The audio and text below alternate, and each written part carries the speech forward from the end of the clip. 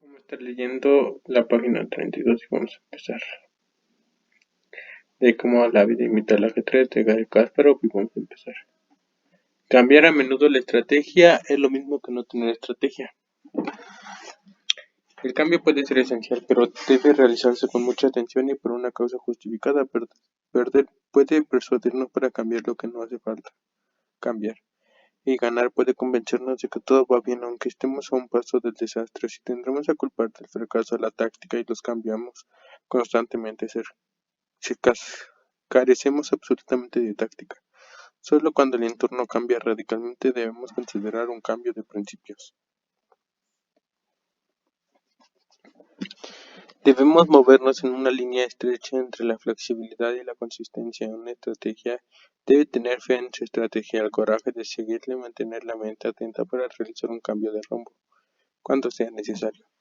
Los cambios deben analizarse con cuidado y cuando se efectúan deben ser decisivos. El éxito raramente se analiza tan detenidamente como el fracaso y siempre atribuimos rápidamente las victorias a nuestra superioridad, en lugar de la circunstancia. Cuando las cosas van bien, es más importante, si cabe cuestionarles, el exceso de confianza conduce al error, a la sensación de que nada es lo bastante bueno. En una de las partidas más tensas de mi vida, mi rival cayó por perder la confianza en sus propios planes. En 1985 me había atrapado de una nueva en otra batalla contra mi eterno enemigo Anatoly Karpov. Era la partida final de nuestro segundo torneo por el campeonato del mundo, y yo la aventajaba por un punto.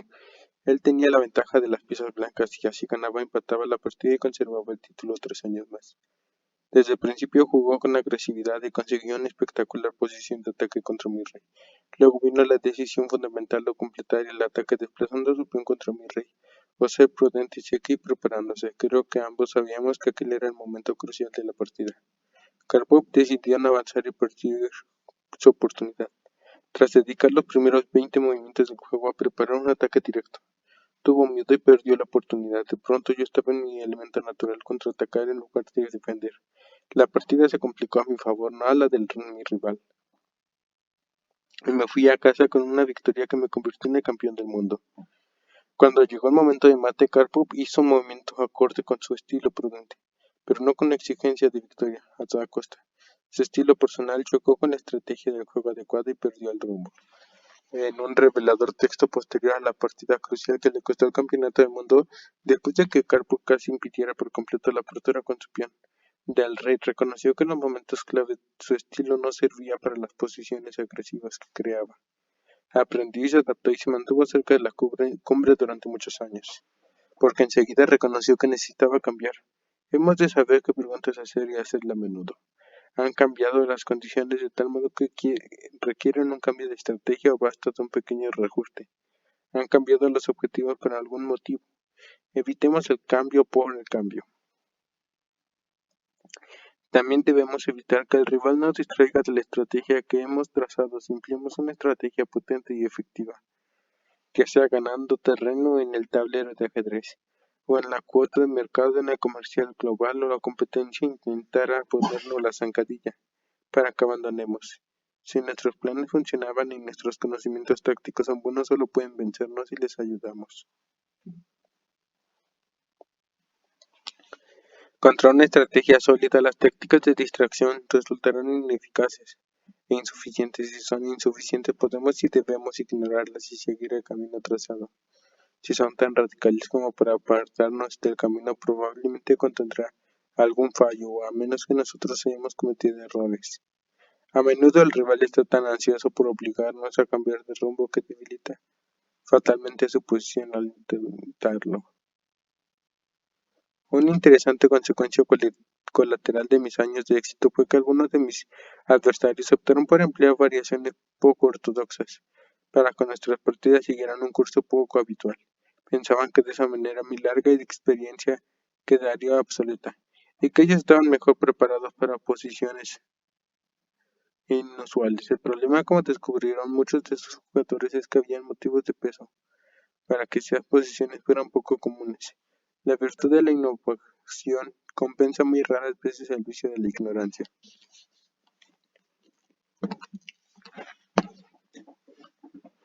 No vigiles a la competencia más que a ti mismo. Aunque el competidor no interfiera directamente, nosotros podemos desviarnos cuando participo de un torneo de uno contra el campeonato del mundo. Un solo necesita vigilar el tipo que está sentado frente a mí al otro lado del tablero. Es una situación suma cero. Yo gano, él pierde o viceversa, pero cuando se trata de un torneo con 12 jugadores, lo que sucede es la otra partida puede influir con mi victoria. Es como cualquier negocio con muchos socios y competidores. Continental. Deben estar en alerta si Unity y American inician con muchas conversaciones. En el año 2000 disputé un torneo muy duro en Sarajevo. Al llegar a la fase final tenían la ligerísima ventaja de medio punto. Las victorias valen un punto, las tablas medio punto y las derrotas 0 puntos. Dos de los mejores ajedrecistas del mundo, Alex Shirov y Michael Adams, estaban clasificados justo detrás de mí. Me hubieran gustado enfrentarme a uno de ellos por el título de la fase final, pero todos teníamos rivales distintos. Si empataba la partida y Adams Shirov ganaba, se batirían conmigo por el primer puesto. Si perdía, podía acabar en tercer lugar. Así que antes de la partida debía decidirse jugar cautelosamente o ir directamente o por la victoria. Librar todas las batallas con la frase victoria o muerte en los labios sería algo heroico, pero ni en la vida ni en el ajedrez suelen darse situaciones tan críticas como la defensa del Álamo, cuando se pronuncian dichas palabras. En primer lugar, yo tenía la desventaja de las piezas negras, luego estaba mi rival, un participante con pocas posibilidades en aquel acontecimiento de élite. Sergei Moshbein representaba a la República Checa, hizo un papel durante el torneo, pero en las fases previas batió a dos de los participantes de mayor nivel. Debo decir además que en aquel enfrentamiento había una pequeña cuestión personal. Una vez en 1999 despreciamos a Bain y a un grupo de jugadores llamándoles turistas y le protestó airadamente ante la prensa por aquel calificativo. Probablemente aquel turista deseaba ahora mi cuero cabelludo como recuerdo. Luego debía tener en cuenta los demás enfrentamientos del rebelde Shirov. El francés Edmond Fancrot había perdido ya 5 partidas y estaba en la final de la clasificación. No podía fiarme de que consiguieran unas tablas, cuando su adversario se lo jugaba todo, incorporando aquella información en mi estrategia. El juego decidí atacar. Nos decían desde el principio iba ganando la partida cuando me levanté a ver qué hacían mis inmediatos seguidores. Sabía que si ganaba la partida lo que hicieran ellos era irrelevante. Para comprobarlo era muy tentador. Si ambos empataban o perdían, arriesgar innecesariamente en mi partida sería una locura. Por mi parte, en este caso, podían acabar en tablas y ganarían igualmente el torneo. Lo siento, es que aquellos pensamientos me impedían concentrarme en el juego. El equilibrio entre saber qué hace la competencia y distraerse de los elementos que están realmente bajo tu control es muy inestable.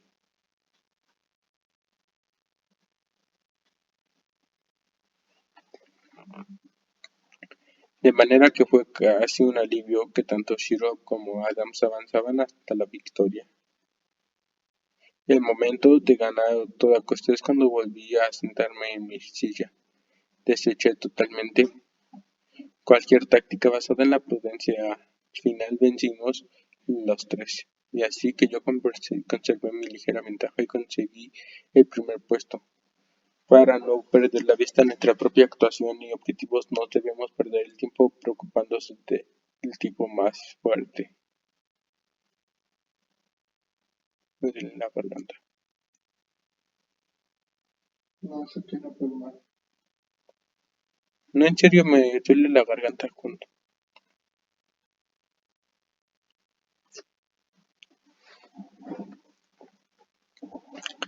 preguntarse por qué convierte una estrategia en un experto. En su libro sobre el mundo de los negocios en Japón, Kenichi Omar sintetiza el papel de la estratega con la siguiente frase: el método de la estrategia consiste en enfrentarse a las ideas predominantes como una simple pregunta ¿por qué? ¿Por qué es la pregunta por qué distingue a los empleados de los visionarios? A las estrategias corrientes de los auténticos expertos. Si queremos entender, desarrollar y seguir nuestra estrategia, debemos hacernos constantemente esa pregunta. Cuando observo a los estudiantes noveles a jugar al ajedrez y veo un movimiento totalmente erróneo, le pregunto al estudiante por qué le ha hecho. A menudo no tengo ni idea de respuesta, obviamente algo en su cerebro le ha indicado que ese movimiento era la mejor decisión, pero es evidente que no formaba parte de un plan elaborado que contemplara objetivos estratégicos. Todos saldrían ganando si nos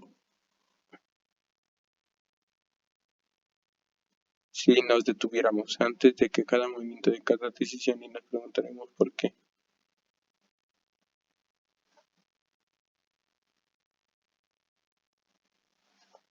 ¿Por qué este movimiento que intento conseguir y en qué modo va a ayudarme esta decisión a conseguirlo? En el ajedrez se demuestra muy claramente la importancia de ese, porque todos los movimientos tienen una consecuencia, cada movimiento se corresponde o no con nuestra estrategia.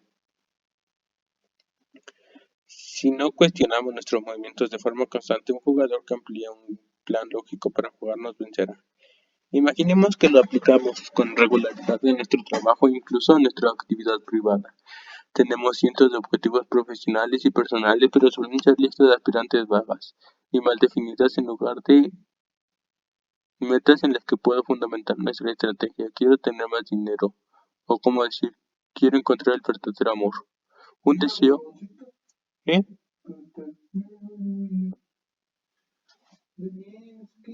Really, pues me está doliendo la garganta.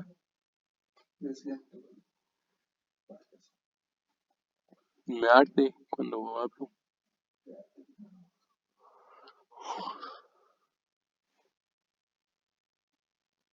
Quiero tener más dinero, es como decir quiero encontrar el verdadero amor, un deseo no es un objetivo. Para poner un ejemplo práctico, todos hemos tenido en algún momento el deseo de conseguir un trabajo mejor, solo debemos abordar ese cambio cuando tengamos un conocimiento profundo del porqué de ese deseo. Quizá no sea solamente el trabajo, puede que necesitemos cambiar de profesión o quizá nuestro puesto de trabajo actual permita ciertos cambios. Hasta que no sepamos en qué circunstancias nos sentiríamos satisfechos, no sabremos lo que estamos buscando.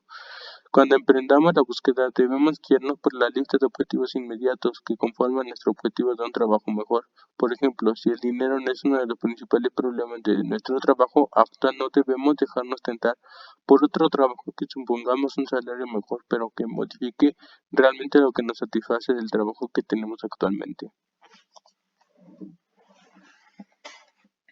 Una vez que tienes una estrategia, ponerla en práctica solo es cuestión de desearlo. Es cuestión de desearlo.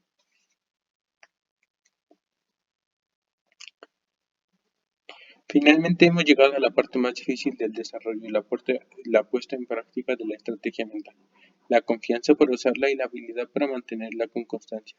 Cuando la estrategia es clara sobre el papel, empieza el verdadero trabajo, cómo mantendremos el rumbo previo y cómo sabremos cuándo nos hemos desviado del enfoque estratégico.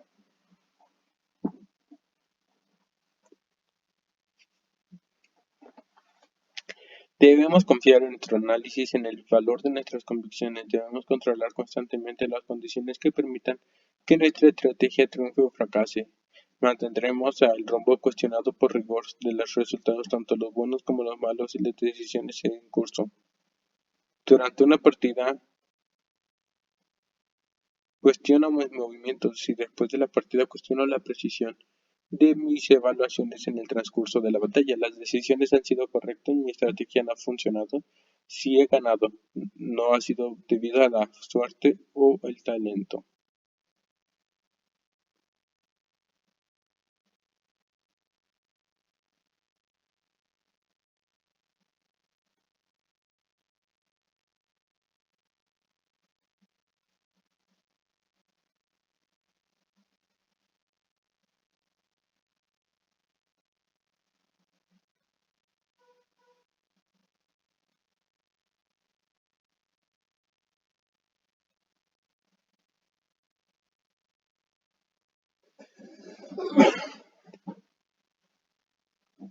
El desastre.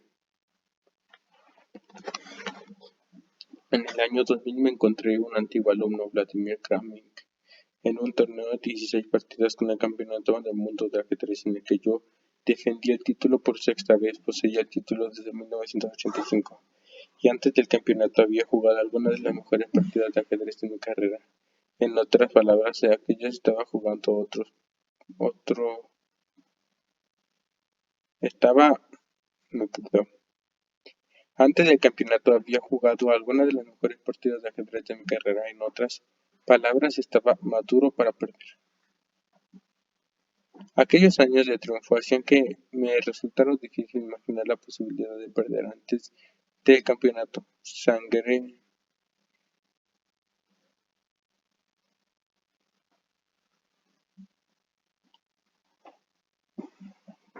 Antes del campeonato y gané contra otros 7 torneos consecutivos del Gran Slam y no era consciente de mis propias debilidades. Me sentía en plena forma e invencible. Al fin y al cabo no había ganado en todos los demás. Cada triunfo reduce la capacidad de cambio. Mi preparador y gran amigo, maestro Yorido Hain, la comparto ciertamente con estar bañado en bronce. Cada victoria añade una nueva capa. En aquella partida, Kramin jugaba con las negras y escogió sagazmente su defensa. La variación del Ruy López en la que la poderosa reina desaparecieron rápidamente del tablero. La partida se convertirá en una maniobra a lo largo del plazo en lugar de combate dinámico, cuerpo a cuerpo. Kramin había analizado muy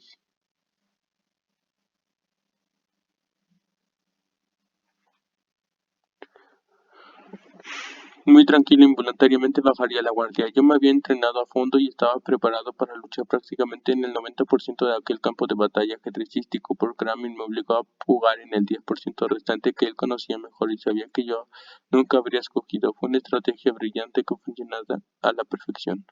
En vez de intentar que el juego regresara de nuevo a posiciones que resultaran más cómodas, del desafío intenté vencerlo en su propio terreno. Kramin supo aprovechar aquellas, fue incapaz de adaptarme y no pudo realizar los cambios tácticos necesarios para la rapidez requerida. Y perdí el torneo y el último. A veces el profesor debe aprender del alumno. A la larga aprendí que necesitas ser más flexible con respecto a las posiciones del ajedrez que me gustaban, pero podía haber evitado aquella dolorosa lesión si hubiera estado más atento, si me hubiera dedicado a detectar y solventar mis debilidades antes de que Kramin pudiera beneficiarse de ellas.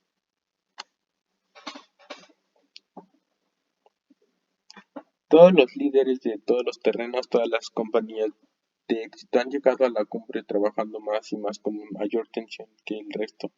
Los triunfadores confían en sí mismos y en sus planes y trabajan incansablemente para asegurar que estimula el deseo de pelear a trabajar más. Cuestionarse a uno mismo debe convertirse en el hábito suficiente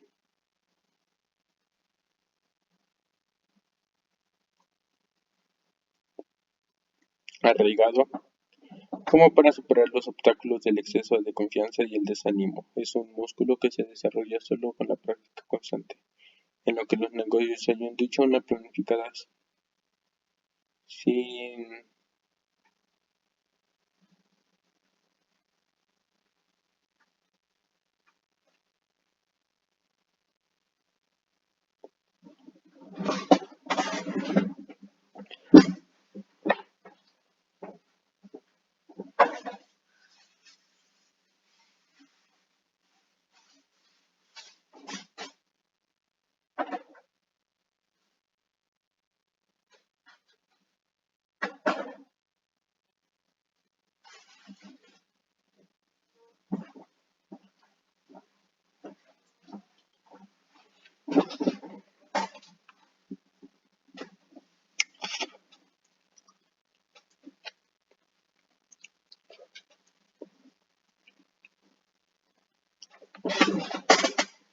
todos los líderes en todos los terrenos, todas las compañías de éxito han llegado a la cumbre trabajando más y más con mayor tesón que el resto. Los triunfadores confían en sí mismos y en sus planes, trabajan incansablemente para asegurarse de que esos planes merecen su confianza en un círculo vicioso. Positivo, trabajar estimula el deseo que espolea trabajar más.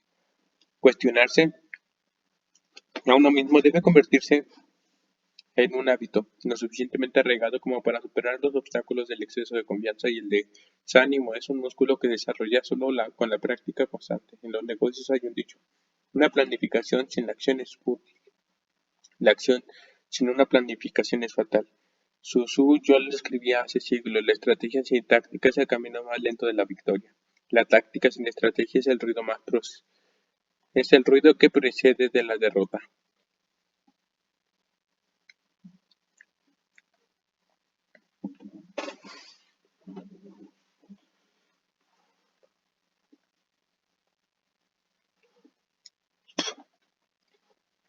Plan de batalla estratégico.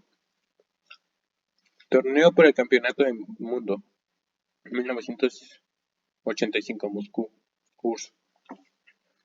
Los conflictos que tuve con Anatoly Karpov en el torneo por el Campeonato del Mundo no se limitaron al tablero. Me presenté al torneo sin experiencia para preparar un plan que abarca la totalidad de aquel evento.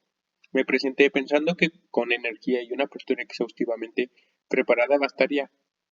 No teníamos ningún plan, aparte de presentarnos de todas las partidas y jugar a fondo. Inmediatamente se demostró que estábamos equivocados. Fui al segundo torneo mejor preparado, cosa que se permitió estar mucho más cómodo pese a que en la primera mitad sufrí varios contratiempos. El plan de batalla de nuestro equipo para el segundo torneo era el siguiente.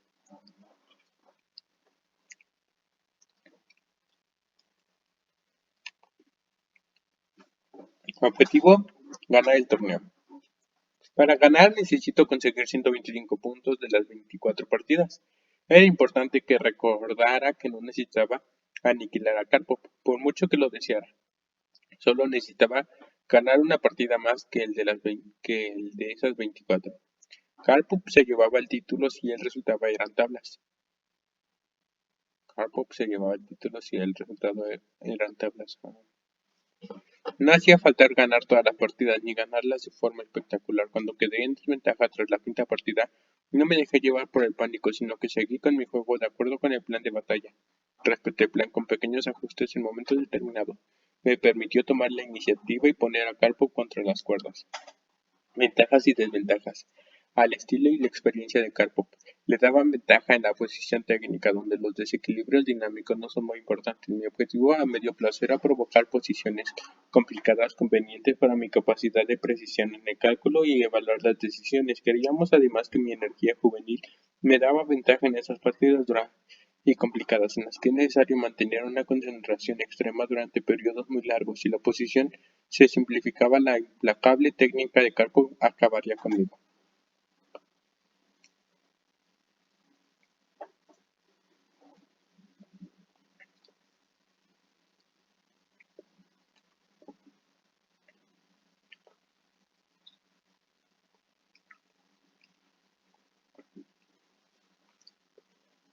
Preparación específica.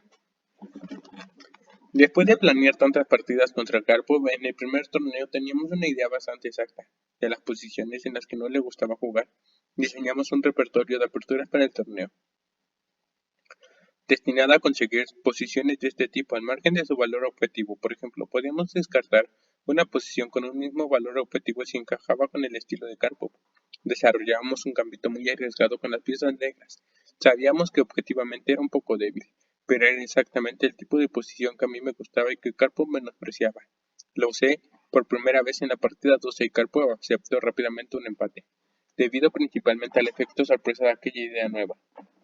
Parecía obvio que no volvería a utilizar aquel peligroso gambito, porque ahora el equipo de Karpov ya estaba preparado, pero en la partida 16 volví a hacerlo y conseguí una de mis mayores victorias. Más adelante Karpov descubrió la forma de contrarrestar aquel gambito contra otro adversario. Resultado: una victoria de 13-11. Karpov apenas consiguió sus posiciones preferidas y en la 11ª partida cometió uno de los errores más garrafales de su carrera. En su defensa hay que decir que Karpov aprendió las mismas lecciones que nosotros sobre puntos fuertes y débiles. Después de aquel torneo cambió completamente su repertorio de aperturas con las blancas para adecuarlo mejor a las características de su estilo. La táctica consiste en hacer algo cuando haya algo que hacer. La estrategia consiste en saber qué hacer cuando no hay nada que hacer.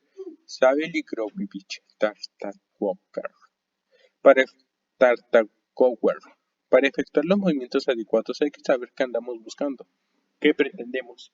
Ningún análisis, por exhaustivo que sea, puede darnos la respuesta a esa pregunta. Tal como hemos visto, el objeto del ajedrez es bastante simple: ganar. la partida para conseguir la victoria. Establecemos estrategias de juego y escogemos el camino adecuado para alcanzarla. La palabra estrategia y táctica suelen usarse de forma indistinta sin tener en cuenta las diferencias importantes que existen entre ambas.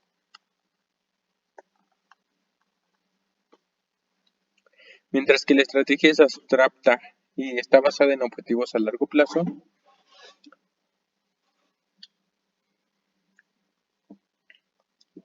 las tácticas son concretas y consisten en seleccionar el movimiento adecuado para cada momento.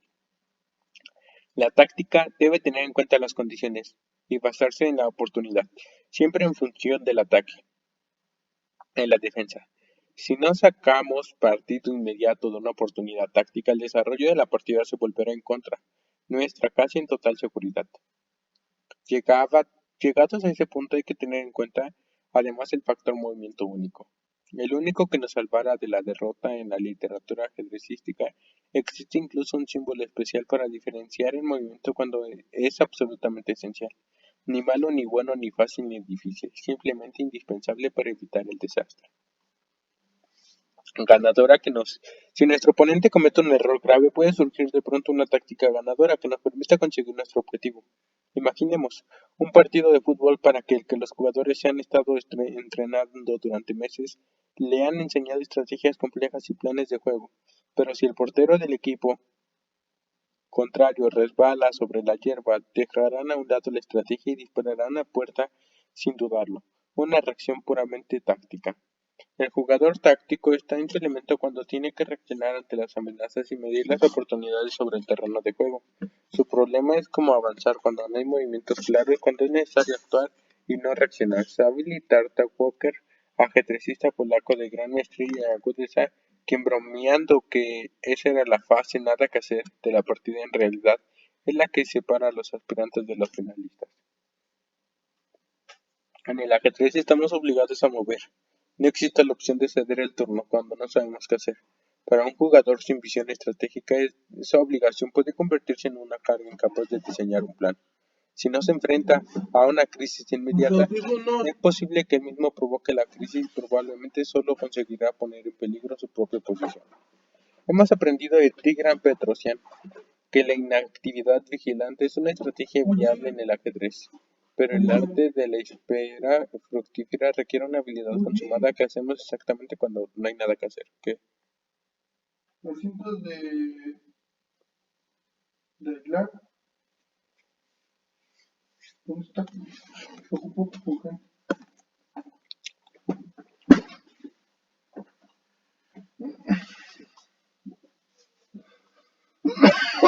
Cómete este pancito nuevo. No, está bonito. No duele la garganta.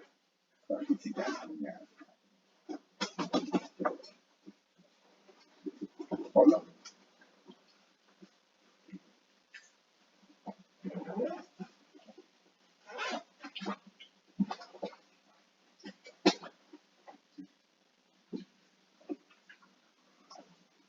No importa.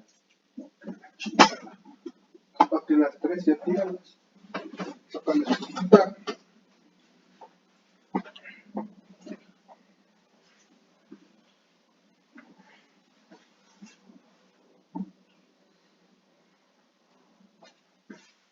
Ya vimos que mi hermano solo puede leer 2 hojas.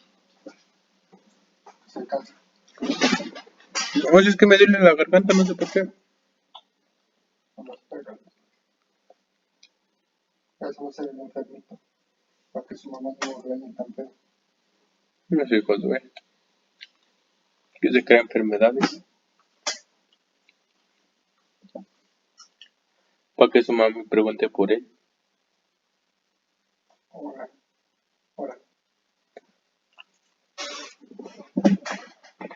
Llamamos a dichas fases juego posicional porque nuestra meta es mejorar nuestra posición. Debemos evitar debilitarnos, debemos encontrar pequeñas fórmulas para mejorar la situación de nuestras piezas y atender a los pequeños detalles sin perder en ningún momento la perspectiva global. Puede que la posición pasiva fomentar cierta apatía y esa es la razón por la cual los maestros de la posición como Karpov, Petrosian eran letales, siempre estaban alerta y aceptaban encantados largos periodos de inactividad en el tablero. Si ello significaba obtener una pequeña ventaja y luego otra, al final sus rivales se quedaban sin la posibilidad de realizar ningún movimiento válido, como sobre un terreno de arenas movedizas. En la vida no existe esa obligación de moverse. Si no tenemos a mano un buen plan, podemos ver la televisión, seguir con nuestros asuntos como siempre y creer que la ausencia de noticias es buena noticia. Los seres humanos son capaces de inventar fórmulas brillantes para pasar el tiempo sin crear nada en absoluto. Entonces es cuando destaca el verdadero estratega, quien descubre un método para progresar, para fortalecer la posición y prepararse para el inevitable conflicto, porque el conflicto no debe olvidarlo, es inevitable. La paz reinaba en la mayor parte de Europa al empezar el siglo XX y los criterios políticos de los movimientos pacifistas empezaban a escalar en los parlamentos europeos. Entretanto, Alemania se preparaba para la guerra y equiparaba su potencial naval. Incitada a ello, en algunos casos el británico, la responsabilidad de este último estado estaba en manos de un hombre, de almirante John Jackie Fisher. Gran Bretaña llevaba más de un siglo gobernando los mares literalmente, y en 1900 los políticos y los líderes militares británicos daban por hecha esa superioridad, pero el almirante Fisher insistió en modernizar la Royal Navy, construyó los primeros acorazados gigantescos y fomentó la fabricación de submarinos, que otros camaradas de almirantazgo consideraban traicioneros.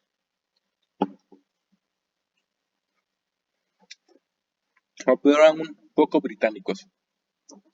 Fisher, cuya personalidad no servía para los asuntos de Estado, tuvo que presionar incansablemente para poder llevar a cabo su programa de modernización en tiempo de paz.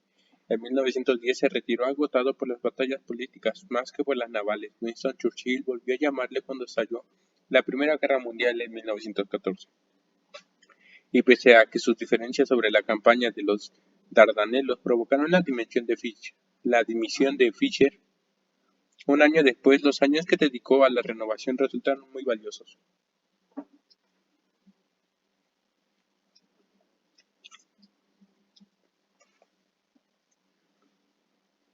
Hoy día los historiadores consideran a Jackie Fisher como uno de los almirantes británicos más importantes, cuyas contribuciones más decisivas tuvieron lugar sin disparar un solo tiro. Era una estratega que sabía que no tener nada que hacer no significa no hacer nada. Las tácticas deben responder a una estrategia. Cada vez que realizamos un movimiento debemos tener en cuenta la respuesta de nuestro oponente, nuestra respuesta a su respuesta y sucesivamente. Una táctica es el motor de una serie de reacciones en cadena, una secuencia de movimiento forzosa que arrastra a los jugadores a un viaje emocionante. O uno analiza las posiciones tan a fondo como puede calcular decenas de variables, cientos de posiciones, un solo desliz y estaremos fuera de combate. Podemos compararlo a un operador de bolsa, que debe optar por comprar o vender decenas de veces en un mismo día. Examina las cifras, intenta analizarlas al máximo y toma la mejor decisión posible en el plazo de tiempo disponible. Cuando más tiempo emplee, mejor decisión tomará, pero mientras piensa la oportunidad de decidir pasa. Las tácticas implican cálculos muy difíciles, pero el cerebro humano, pero si conseguimos reducirlas son la parte más sencilla del ajedrez, y también la más trivial, comparada con la estrategia. Son respuestas forzosas planificadas, son básicamente una serie de enunciados del tipo si, entonces con lo que un programador informático se maneja cómodamente. Si él consigue mi peón y yo moveré mi caballo a C5, luego si él ataca mi caballo yo sacrificaré mi alfil. Luego sí, por supuesto. Para cuando llegamos al quinto o sexto, si nuestros cálculos tienen un nivel de complejidad muy alto debido a la ingente cantidad de movimientos posibles, la posibilidad de cometer un error aumenta, cuando más cálculos anticipados pretendamos. Todos tomamos nuestras decisiones basándose en una combinación de análisis y experiencia. El objetivo es hacernos conscientes de ese proceso y poder mejorarlo. Para conseguirlo debemos ampliar nuestra visión para evaluar las consecuencias más trascendentes de nuestras decisiones tácticas. En otras palabras, necesitamos la estrategia para que las tácticas mantengan el rumbo. Un ejemplo que siempre resulta útil En marzo de 2004 pronunció una conferencia titulada "Materializar nuestro potencial" ante un público de ejecutivos de la estación de vacaciones suiza Interlaken. Recientemente se había celebrado el centenario del famoso primer vuelo de los hermanos Zurich en Kittiwake, Carolina del Norte, y escogía a los hermanos Zurich y su famoso invento para ejemplificar los riesgos de la falta de visión. Estrategia: cientos de ingenieros murieron en el intento de inventar una máquina voladora, pero Orville y Wilbur consiguieron planear y subir por primera vez en la historia. Y sin embargo nunca creyeron que el aeroplano sería más que una novedad y un deporte. La comunidad científica norteamericana compartía esa idea, una forma de pensar que no tardaría en colocar a Estados Unidos en una posición de desventaja en el negocio de la aviación. Los hermanos Wright no fueron capaces de detectar el potencial de su invento, y fueron otros quienes exploraron la posibilidad de volar con fines militares y comerciales. Para terminar la fábula con una broma, comenté que hoy en día no volamos en aviones porque América necesitaba a alguien que combinara la visión empresarial con la destreza técnica, y ese hombre fue William Boeing. Aquel hombre familiar fue recibido con una carcajada de aprobación por parte del público, y más adelante descubrí que era un ejemplo más clarificador de lo que yo creía. Más que un mero estratega, Boeing era además un hombre táctico y creativo. En 1910, la revista científica America escribió que quien afirmara que el avión podía revolucionar el mundo cometía la más disparada de las exageraciones. En aquella época, William Boeing ni siquiera sabía volar y vivía en Seattle, Washington, lejos de la costa este, la sede principal de las investigaciones aeronáuticas. Boeing, que había abandonado la clase de la ingeniería de Yale, no tenía los conocimientos técnicos de los hermanos Wright. Lo que tenía era visión de potencial de vuelo y capacidad para desarrollar una estrategia y materializarla. Boeing detectó el potencial antes de que el mercado, y entendió que la especialización tecnológica era la base indispensable para las compañías de ese nuevo sector. Para llevar a cabo una idea de una compañía aeronáutica comercial de éxito, tuvo que superar varias dificultades técnicas, convencido de que la tecnología se adecuaría a su visión antes de que él se arruinara. Boeing no se limitó a esperar a que sucediera e invirtió todos sus ahorros, estrategia, tecnología, mejor táctica. Hizo construir un túnel de viento en una universidad local que pudiera proporcionarle los ingenieros que necesitaba.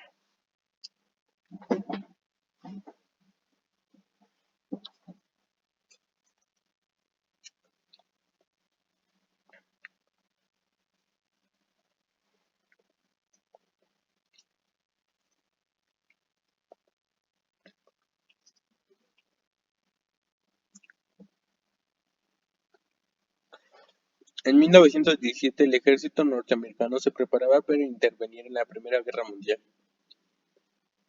Necesitábamos aviones y Boeing disponía de un nuevo diseño que creía que podía usar. El problema era que la Armada probaba los nuevos aviones en Florida, a más de 3 kilómetros, demasiado lejos para la capacidad de vuelo de aquellos pequeños aviones. Boeing sabía que aquella oportunidad era crucial, y en una brillante maniobra táctica desmontó sus aviones, los empaquetó como si fueran pizzas y los envió al otro extremo del país.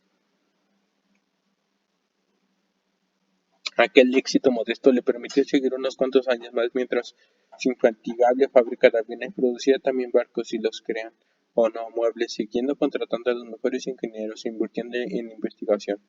Cuando la distribución del correo más al transporte de viajeros unidos de ciencia el vuelo, París-Nueva York de Charles Lindbergh crearon un auténtico Boeing, y su tecnología a punta estaban preparados para dominar la industria. Poco después, aquel mismo año, participé en 2 convenciones de negocios en Brasil y tuve la oportunidad de añadir 2 capítulos a esa historia. Brasil tiene su propio padre de la aviación, el inventor Alberto Santos Dumont, que piloteaba artefactos más pesados que el aire. Antes que los hermanos Wright, sus audaces hazañas y su extravagante personalidad le convirtieron en el hombre más seguramente más famoso de la Tierra en 1900, pero hoy día apenas nadie le recuerda la fama perdida de su aire nacional. Me brindaba su comparación entre Santos Dumont y el renombrado Boeing, ideal para el público brasileño, aparte de su utópico sueño de paz mundial. Resultado de sus viajes por todo el mundo, a Santos Dumont Apenas le interesaban las implicaciones de sus inventos. Le horrorizaban la utilización bélica de los aviones, algo que supuestamente contribuyó a su suicidio en 1932. Si la estrategia representaba el fin de la táctica, representa el medio Boeing. Puso incontables tácticas y maniobras ingeniosas al servicio del plan de largo plazo. Una vez establecidas claramente las metas y los objetivos intermedios, podremos establecer la táctica potencial y medir las variaciones en contra.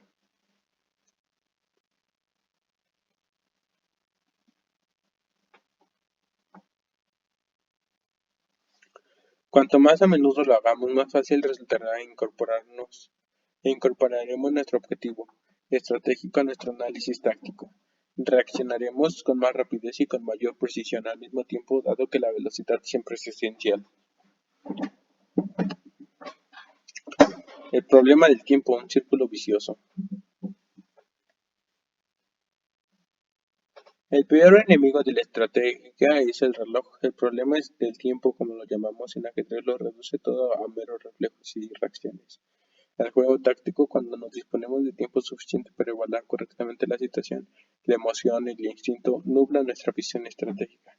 Ni siquiera la intuición más certera puede funcionar sin ajustar el cálculo.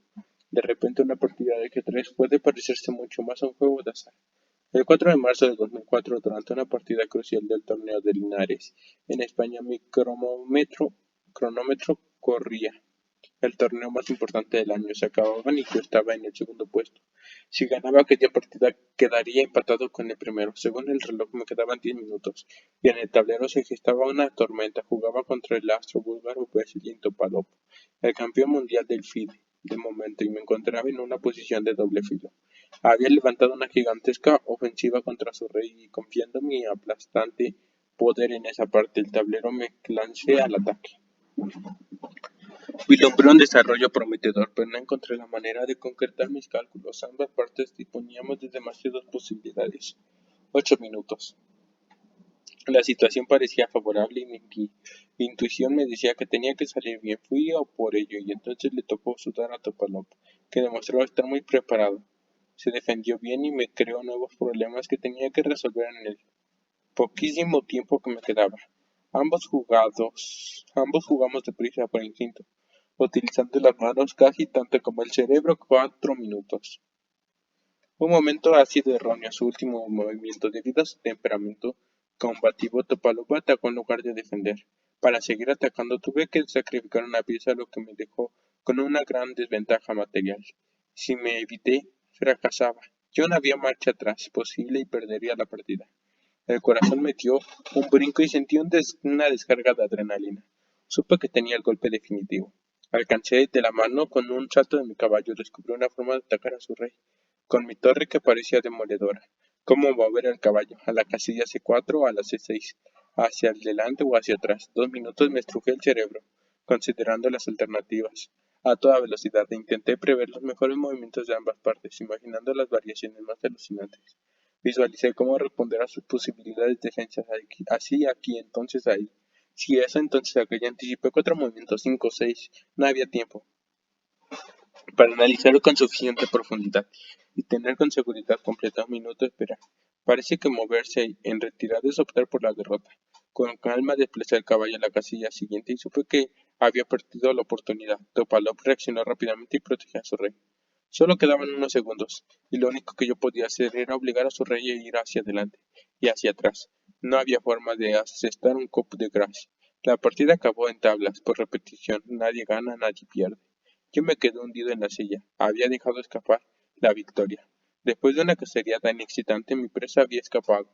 Acabé el torneo empatando en un amargo segundo puesto, y preocupadísimo porque mi intuición me había abandonado en un momento tan crucial. Resultó que había desplazado el caballo a la casilla equivocada. El análisis demostró que moverlo hacia atrás, a E4 en la dirección errónea lejos del rey enemigo, me hubiera proporcionado una posición de ataque más ventajosa.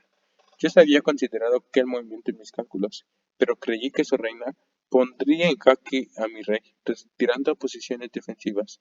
Cuando se acabó la partida, Topalov sugirió que para ganar tenía que haber movido el caballo a E4, lo que yo repliqué, sí, pero si la reina hace jaque en C1, Me miró atónito y su mirada hizo que de pronto me diera cuenta de que ese movimiento hubiera sido ilegal. La reina no puede desplazarse hacia uno nunca. Fue una alucinación total.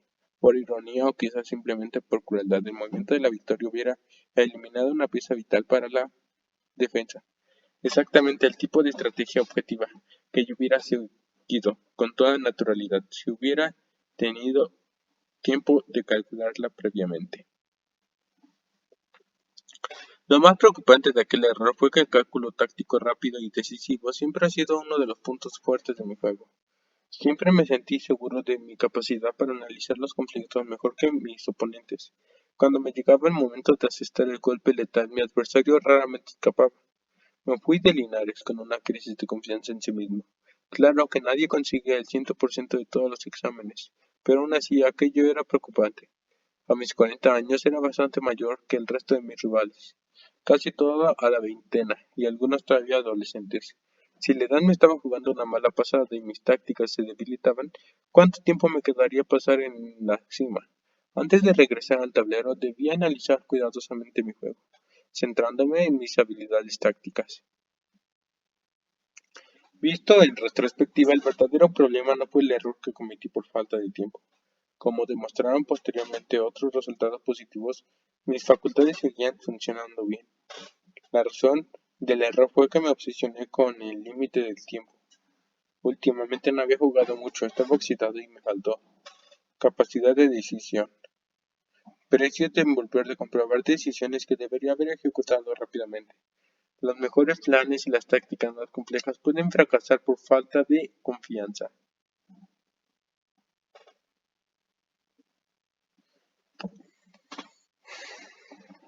Una estrategia buena puede fracasar por una mala no táctica. Algunos de mis libros preferidos son de Winston Churchill. Su tenacidad, que algunos consideran trozudez, tenía todas las facetas de su carácter. Su plan de campaña militar en los Dardanelos durante la Primera Guerra Mundial, en la primera que motivó la dimisión de Almirante Fisher, acabó siendo uno de los mayores desastres militares de la historia británica y, sin embargo, 25 años después, fue capaz de comprender que en esencia su idea era correcta y tuvo el coraje de intentar poner en práctica su plan otra vez. En 1915, Churchill, entonces primer lord de Almirantazgo, Almirantazgo,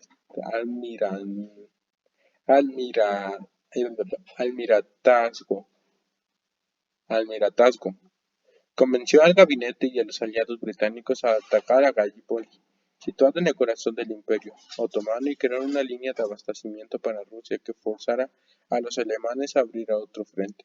Los barcos y las tropas abandonaron el Mediterráneo, eso fue lo que irritó a Fisher, y se trasladaron al estrecho de los Dardanelos, un punto estratégico que separa hacia la zona europea de Turquía.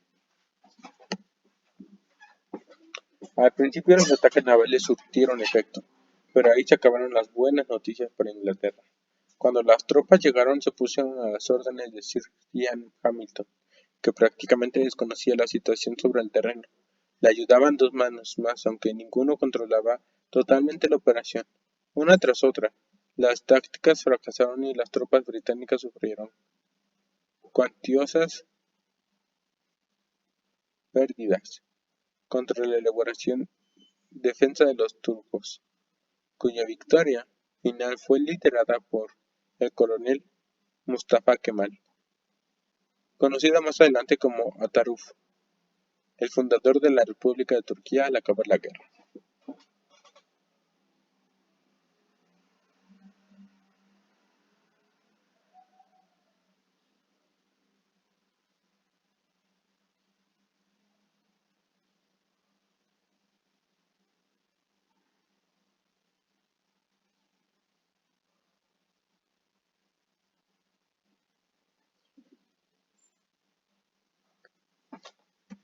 Ian Hamilton, que prácticamente desconocía la situación sobre el terreno, le ayudaban dos mandos más, aunque ninguno controlaba totalmente la operación.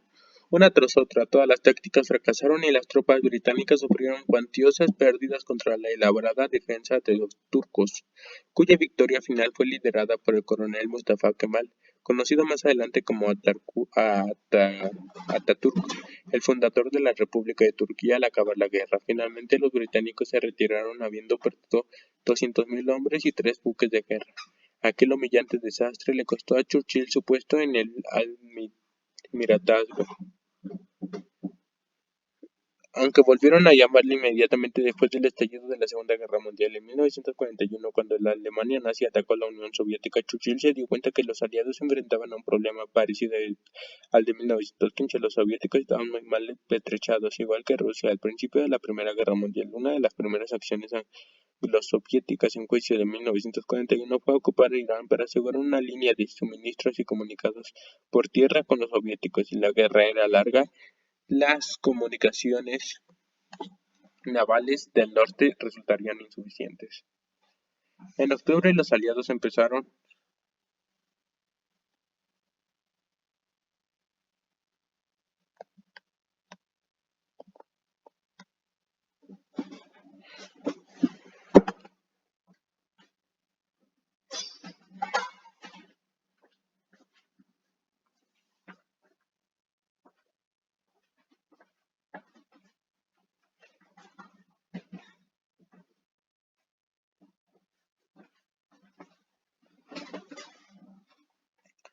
En octubre los aliados empezaron a abastecer a los soviéticos básicamente tal como Churchill había planeado. En 1915 enviaba mensualmente 300.000 toneladas de alimentos, municiones y otros suministros esenciales,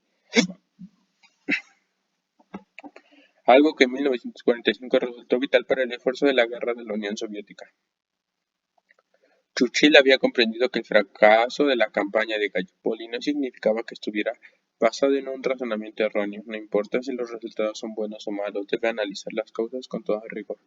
En ajedrez hay muchos casos de buenas estrategias que hallan por falas tácticas y viceversa. Un simple descuido puede hacer fracasar la idea más brillante, incluso son más peligrosos a la larga. Los casos de malas estrategias que triunfan gracias a una buena táctica, o simplemente debido a la buena suerte. Eso puede funcionar una vez, pero raramente se repite. Por eso es tan importante cuestionar las victorias con tanto rigor como se cuestionan las derrotas.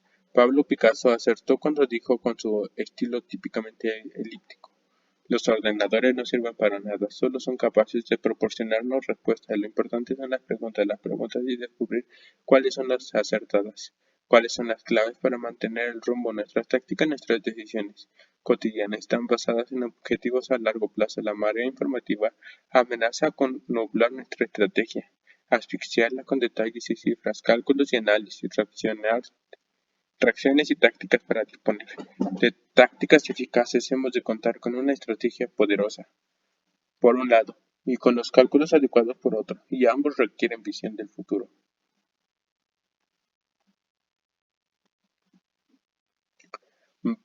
Paul Morphy, Estados Unidos, 1837 a 1884. Will Stein, Imperio Austriaco, 1836 a 1900. Los padres fundadores. El edificio del ajedrez moderno se asienta sobre dos pilares, Morphy y Steinitz. El primero abrió el camino con una brillantez sin precedentes. El segundo estableció cómo debía hacerse y codificó dicho método en un sistema para que otros pudieran aprender. El juego de Morphy, las partidas y los textos de Steinitz trasladaron al ajedrez del turbulento periodo romántico a los principios lógicos de la era moderna. Parece absurdo sugerir que un solo jugador pueda causar un impacto tan grande en un juego tan antiguo y en tan solo un año. Y sin embargo, entre 1857 y 1858, el norteamericano Paul Morphy creó un legado que alteró el paisaje del ajedrez. Para siempre, aquel adinerado joven de Nueva Orleans llegó al mundo del ajedrez únicamente porque cuando terminó sus estudios de leyes aún no tenía la edad para ejercer. Como abogado rápidamente superó a los mejores jugadores de Estados Unidos, pero la verdadera competición se jugaba al otro lado del Atlántico. El viaje de Morphy a Europa puede compararse con las leyendas de los grandes conquistadores. Aquel joven de 21 años pulverizó a los grandes jugadores de la época, uno detrás de otro. Incluso el renombrado jugador alemán Adolf Anderssen sufrió una sonada derrota. La destreza atacante de Anderssen era tal que los de sus mejores partidas consiguieron un nombre propio: la partida inmortal y la partida perenne, y su belleza sigue dejando atónitos a los ajedrecistas. de hoy en día cuando la descubren por primera vez, y sin embargo no fue capaz de casi nada contra el eficaz juego de Murphy. Howard Staunton, en el anciano maestro británico, evitó prudentemente enfrentarse con Murphy frente al tablero. Murphy regresó a Estados Unidos convertido en un héroe. No es extraño, pues fue el primer norteamericano que consiguió esa preeminencia mundial, aunque el título oficial del Campeonato del Mundo tardó 30 años en tener reconocimiento oficial. No hay duda de que Paul Murphy era el rey del ajedrez. Su reinado fue trágicamente breve.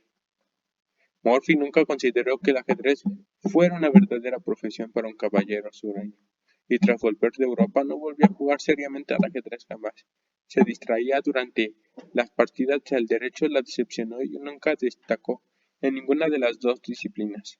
Su ambivalencia durante la guerra civil agravó sus problemas de salud mental, que empeoró progresivamente en sus últimos años.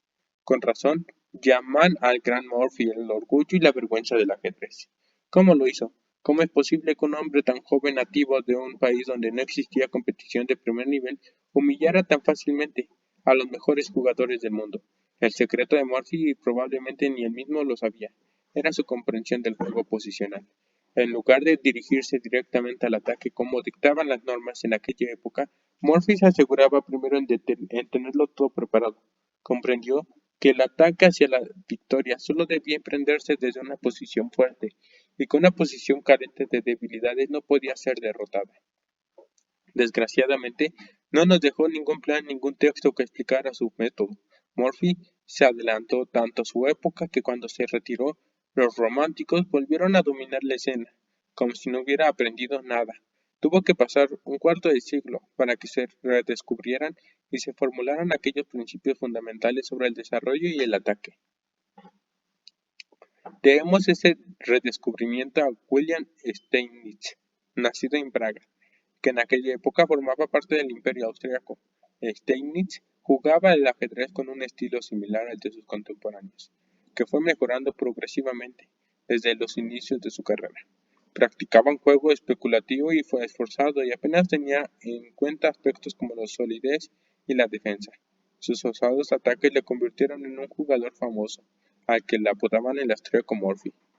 Steinitz se trasladó a Inglaterra, donde vivió durante 20 años antes de conseguir la nacionalidad norteamericana. Su manera de pensar y de jugar se transformó poco a poco a los prolongados intervalos entre torneos. Le permitieron analizar y estudiar mientras escribía una popular columna sobre ajedrez y participaba en exhibiciones. En 1870, Steinitz empezó a desarrollar sus teorías sobre defensa, puntos débiles y luego estratégicos. Esa es la línea divisoria que separa la historia del ajedrez, el periodo anterior y posterior a Steinitz. Steinitz tenía la inmortalidad garantizada con sus contribuciones teóricas, que además le sirvieron para ponerlas en práctica y triunfar en el tablero. En 1866 venció a Johann Zukertort, un agresivo jugador de la vieja escuela romántica, en lo que hoy se recuerda como el primer campeonato del mundo oficial. Aunque lo perdió las primeras 4 partidas al final, Steinitz y sus principios se impusieron, le tomó la medida de su adversario, hizo los reajustes necesarios y consiguió 9 victorias y una sola derrota más. Zukertort fue incapaz de comprender cómo Steinitz le había ganado, sin recurrir a ningún espectacular ataque. Al fin y al cabo, no era así como se suponía que había que ganar. Cuando Steinitz cedió su corona a Emanuel Lasker en 1894, una nueva generación de jugadores absorbió perfectamente las lecciones de Steinitz. Todos los campeones nos reconocemos deudores de su teoría y sus principios. El juego ha seguido evolucionando, pero fue Steinitz, inspirado por Murphy, el primero en rescatar el juego del océano tras trasladarlo a tierra firme.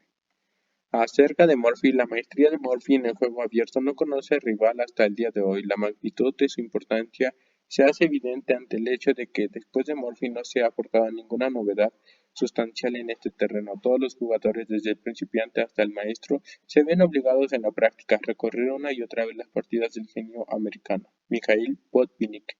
Según sus propias palabras, al contrario que otros juegos cuyo único fin y el objetivo es lucro, el ajedrez cuenta con el aprecio de los sabios, por el hecho de que las batallas sobre el tablero se libran únicamente por honor.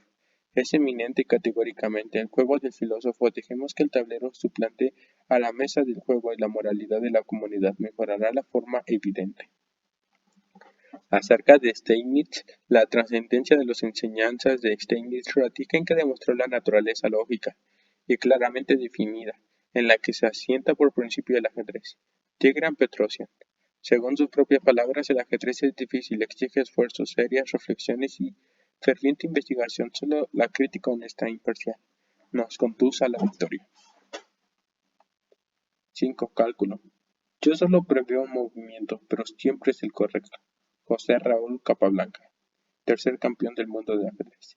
Quizá la pregunta que me han hecho más a menudo durante todos estos años sea cuántos movimientos es capaz de prever. Es a la vez una pregunta profunda y propia de un ignorante que se refiere al núcleo del ajedrez. Es imposible de responder al mismo tiempo. Es como preguntarle a un pintor cuántas pinceladas de un cuadro da en un cuadro, como si eso tuviera algo que ver con la calidad del mismo. Como muchas preguntas de este tipo, la respuesta honesta es depende, pero ello no ha impedido que la gente preguntara así, ni que generaciones de ajedrecistas se inventaron jugosas respuestas. Tantos como sea necesario, es una o una más que mi rival. No hay cifra concreta ni un máximo o un mínimo. El cálculo en el ajedrez no se basa en uno más, sino más en descubrir un camino, un mapa que cambia constantemente ante nuestros ojos.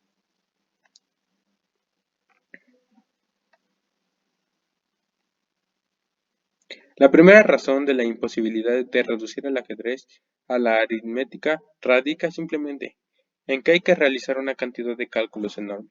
Cada movimiento tiene 4 o 5 respuestas posibles, más las 4 respuestas correspondientes a cada movimiento, y así sucesivamente. La ramificación del abanico de las decisiones crece en progresión y geometría. Tan solo 5 movimientos después de la posición inicial ya plantean millones de posiciones posibles.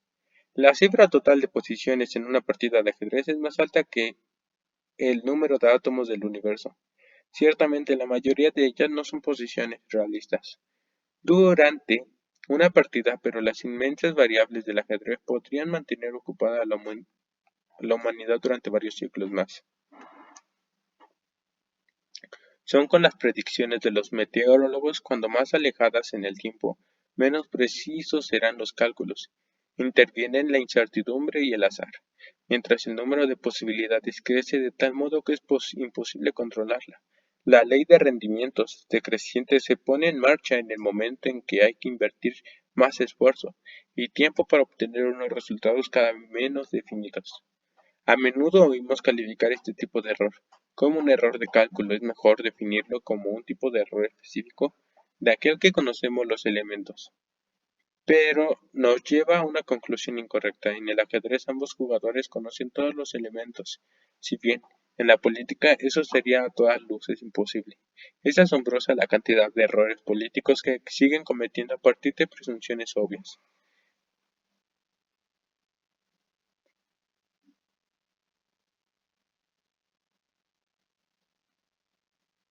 A través de la guerra y la diplomacia, Otto von Bismarck creó el Imperio alemán en la segunda mitad del siglo XIX.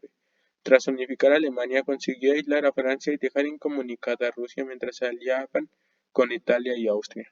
Estaba convencido de que Rusia y Francia jamás serían aliadas, porque un monarca absolutista como el zar de Rusia jamás se quitaría el sombrero para escuchar la Marsellesa, aquel himno nacional que había conducido a tantos reyes a la guillotina. En 1894, 4 años después de que el Kaiser Guillermo II reemplazara a Bismarck como canciller, los franceses firmaron una alianza militar con Rusia. Y cuando una flota de barcos franceses visitó Rusia, el zar no solamente escuchó la Marsella, sino que también se quitó el sombrero. Bismarck disponía de toda la información necesaria, pero llegó a una conclusión equivocada.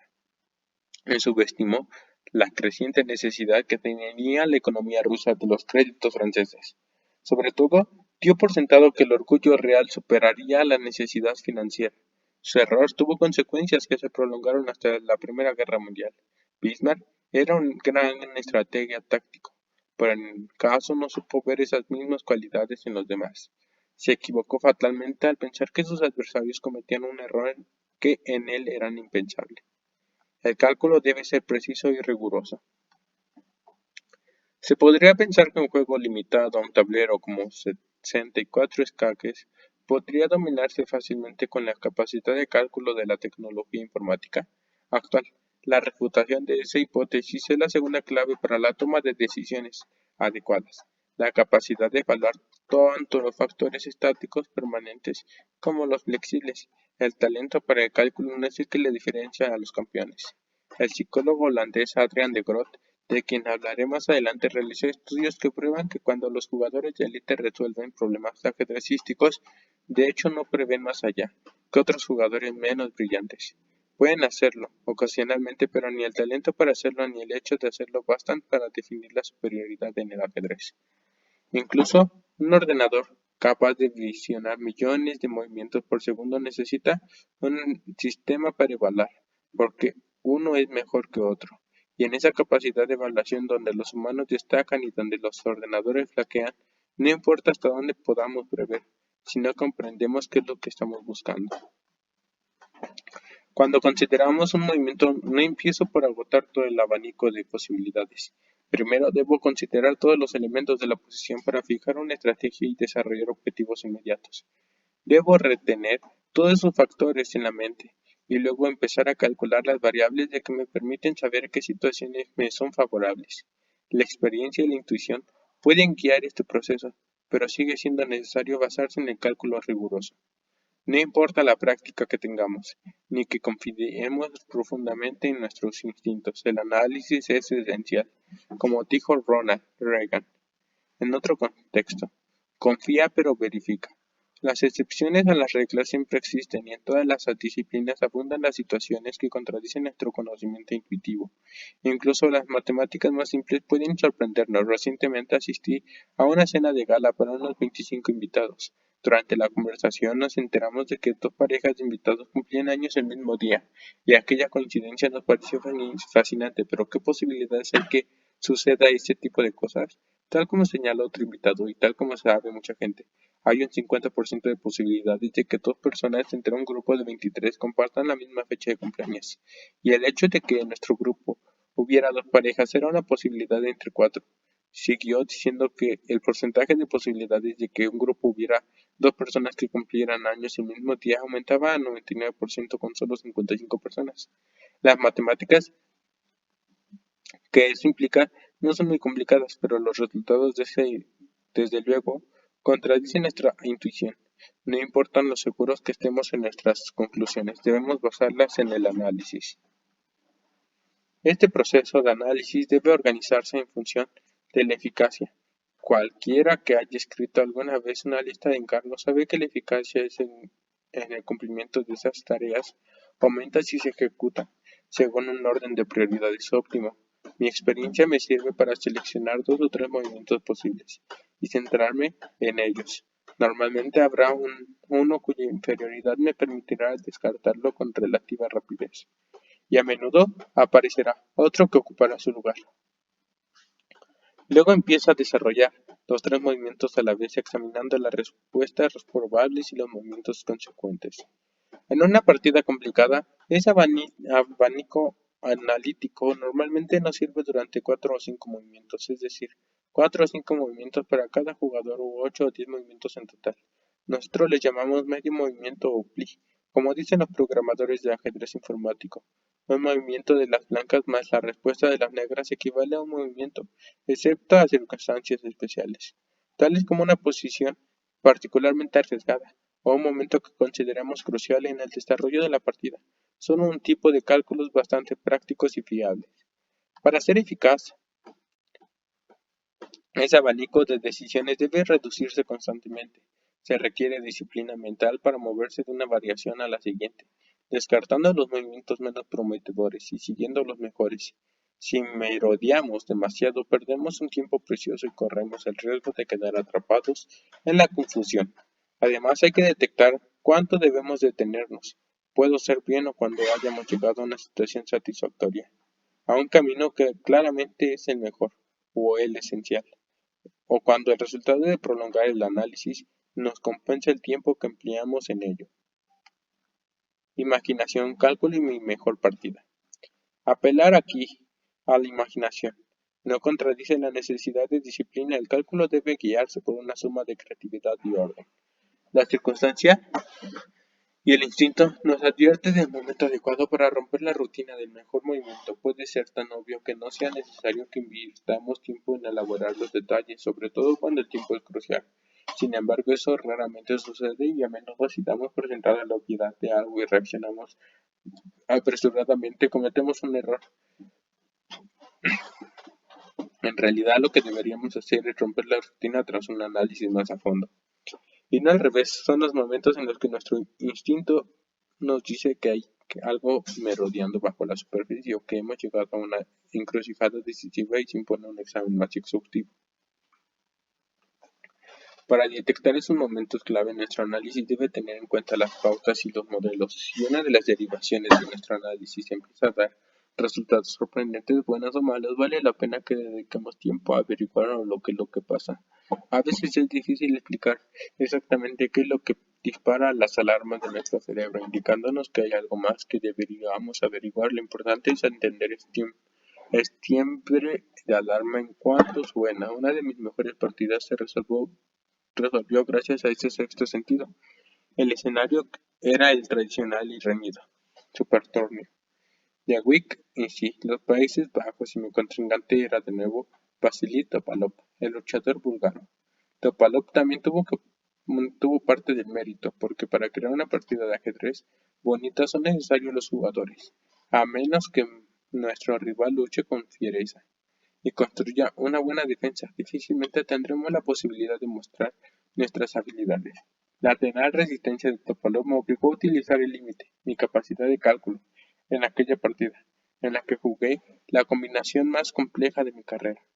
El tronco central del análisis me permitió calcular hasta 15 movimientos, una cifra prácticamente ridícula. No había forma de calcular todas las posibilidades, pero milagrosamente fui capaz de anticipar un golpe definitivo que concluyó la partida.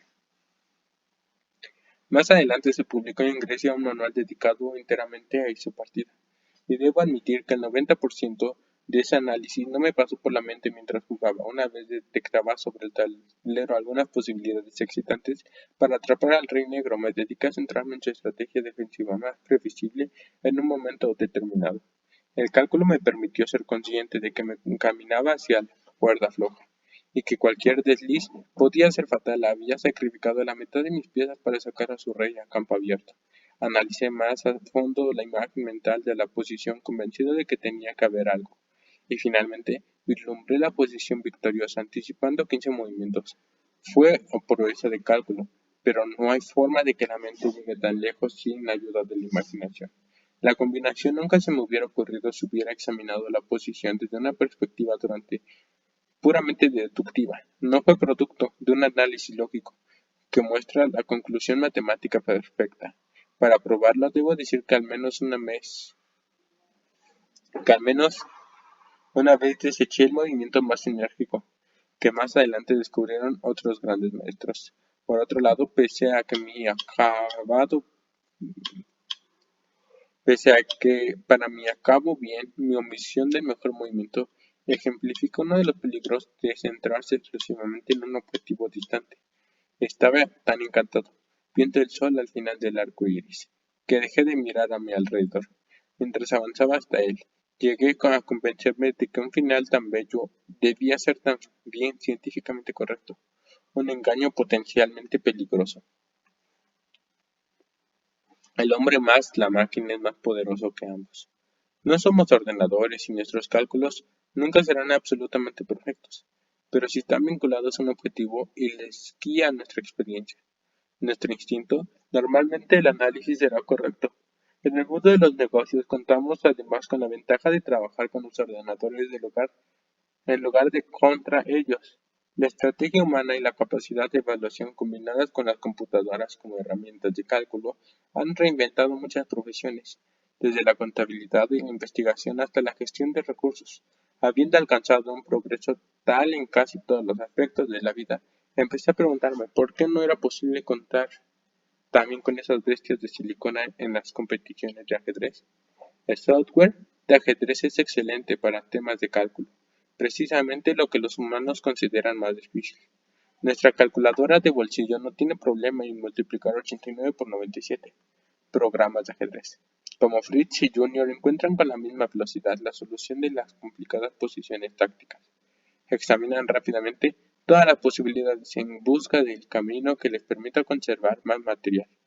Es un sistema basado en la fuerza bruta, no demasiado elegante, pero de innegable eficacia en posiciones complejas. Cuando empieza a dar problemas, es una planificación a largo plazo. Y en la fase de maniobras, cuando el camino a seguir aún está claro, en 1998 se me ocurrió una idea. Y si en lugar de que el hombre juegue contra la máquina jugaran juntos, dicho invento se materializó durante un torneo en León, España, y lo llamamos ajedrez avanzado. Durante la partida cada jugador dispone de un PC con un software de ajedrez favorito. Igual que un directivo inspeccionaba una hoja de cálculo, los humanos se encargaban de las estrategias y dejan los problemas de cálculo para los ordenadores. La idea es conseguir jugar al ajedrez al nivel más alto de la historia, sintetizando lo mejor del hombre y la máquina. El primer experimento en el que de nuevo me enfrenté a Topalov presenta algunos fallos, sobre todo porque los jugadores no tenían tiempo suficiente para entrar a los ordenadores, pero parecía prometedor. Fue como usar máquina para combatir, como llevar una especie de armadura. Pude dedicarme a planificar, a localizar los puntos débiles en lugar de preocuparme por las meteduras de pata. Se han celebrado otros torneos de ajedrez avanzado y las partidas han alcanzado muy buen nivel. Han habido incluso torneos en los que se enfrentan jugadores en equipos que usaban varias computadoras sin límites. Por supuesto, yo sigo creyendo que en el ajedrez humano, pero incluso un juego tan antiguo puede beneficiarse de un nuevo enfoque, de vez en cuando. Los ordenadores pueden alcanzar un nivel de campeonato en el mundo del ajedrez, pero los seres humanos no corren ningún peligro de ser reemplazados por las máquinas en casi ningún terreno. Las relaciones de negocios, todas nuestras interacciones personales están basadas en sentimientos y reacciones humanas. Un director no dirige ordenadores, dirige personas. Solo una persona puede entender las debilidades y las tendencias, razón por la cual las computadoras no consiguen buenos resultados en juegos como el póker, donde el factor humano es muy importante. Una máquina puede asumir riesgos perfectamente y recordar todas las cartas que hay sobre la mesa, sin el menor esfuerzo. Pero ¿cómo puedes enseñar a un ordenador a echarse un farol? Eso significa hacer algo que va en contra de las posibilidades, apostar cuando se tienen malas cartas. Tanto si negociamos con un directivo de Fortune 500 como un niño de 10 años, la experiencia y la intuición son tan importantes como nuestra capacidad para analizar los hechos. Como todas las habilidades el cálculo y la imaginación que los guía, debe usarse con regularidad y a límites si queremos mejorarlas. Muchos ajedrecistas se retiran de posiciones complejas porque no están seguros de su capacidad de cálculo, y eso acaba convirtiéndose en un destructivo círculo vicioso. Si prescindimos del análisis pormenorizado y nos fiamos solo de nuestros instintos, dichos instintos nunca estarán adecuadamente preparados. Es bueno hacer caso de la intuición siempre que estemos seguros de que no renunciemos a esforzarnos para saber si nuestro juicio es acertado o no. Siegbert Tarrasch, Alemania, 1862 a 1924. Emanuel Lasker, Alemania, 1868 a 1941. La rivalidad entre dos genios que no pensaban igual en el siglo XX asistió en sus comienzos a una de las grandes confrontaciones en el juego del ajedrez entre Emanuel Lasker y Siegbert Tarrasch. Por otro lado, dicha rivalidad se extendía más allá de los límites del tablero de ajedrez. Los dos grandes jugadores alemanes tenían ideas esencialmente dispares sobre la naturaleza del ajedrez, desde luego también sobre la vida. Una anécdota clásica, probablemente apócrifa, describe un intento de poner paz entre ambos antes de que empezara la primera partida del torneo de campeonato del mundo por el que se enfrentaron en 1908 en Düsseldorf.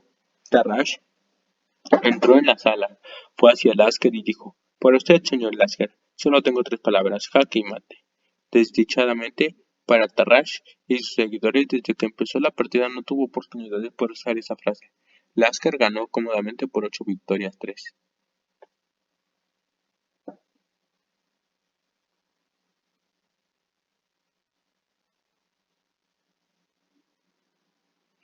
Emanuel Lasker conservó la corona mundial más tiempo que nadie, desde 1894 a 1921. Derrotó a Willi Steinitz en un torneo por el título, pese a que a los ajedrecistas no les convenció demasiado el juego del joven alemán, porque Steinitz, con casi 60 años, claramente no estaba en su mejor momento. Durante los 5 años siguientes, Lasker aclaró cualquier duda sobre su valía al vencer en todos y cada uno de los torneos en los que participó con un estilo aplastante. Lasker tenía un don especial para las matemáticas y realizó varias perdurables contribuciones en ese terreno. También le interesaba la filosofía y la psicología. Albert Einstein, que conocía bien a Lasker, escribió un irónico prólogo a su biografía póstuma. Hay pocos hombres que hayan tenido un profundo interés por todos los grandes problemas del hombre, y al mismo tiempo hay que conservar una personalidad tan peculiar. He incluido además de forma destacada la refutación de un ensayo que Lasker había escrito sobre la teoría de la relatividad. Para Lasker, el ajedrez era por encima de todo una batalla psicológica, entre dos voluntades humanas, como solemos decir. Jugaba contra el hombre, no contra el tablero. Se dio cuenta que los errores eran inevitables y que las victorias serían para el jugador, que presionara más y resistiera más. Y resistiera. Mejor las presiones, sus adversarios la acusaron de optar intencionadamente por movimientos de calidad inferior, porque sabía que le distraían, lo cual es exagerado, pero sus partidas demuestran que estaban dispuestos a cambiar su estilo por otro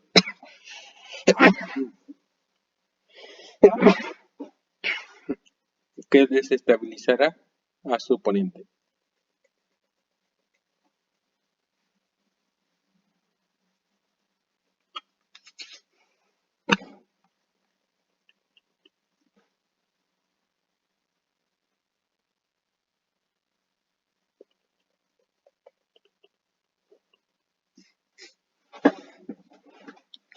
La suma de su profunda comprensión de la psicología y sus numerosos dotes ajedrecísticos permitieron a Lasker jugar a un nivel muy alto hasta los 60 años. Aunque perdió el título contra el genio cubano José Raúl Capablanca en 1921, Lasker consiguió quedar primero en uno de los torneos más importantes de su época. En 1924 en Nueva York superó al campeón Capablanca y al futuro campeón Alexander Alekhine.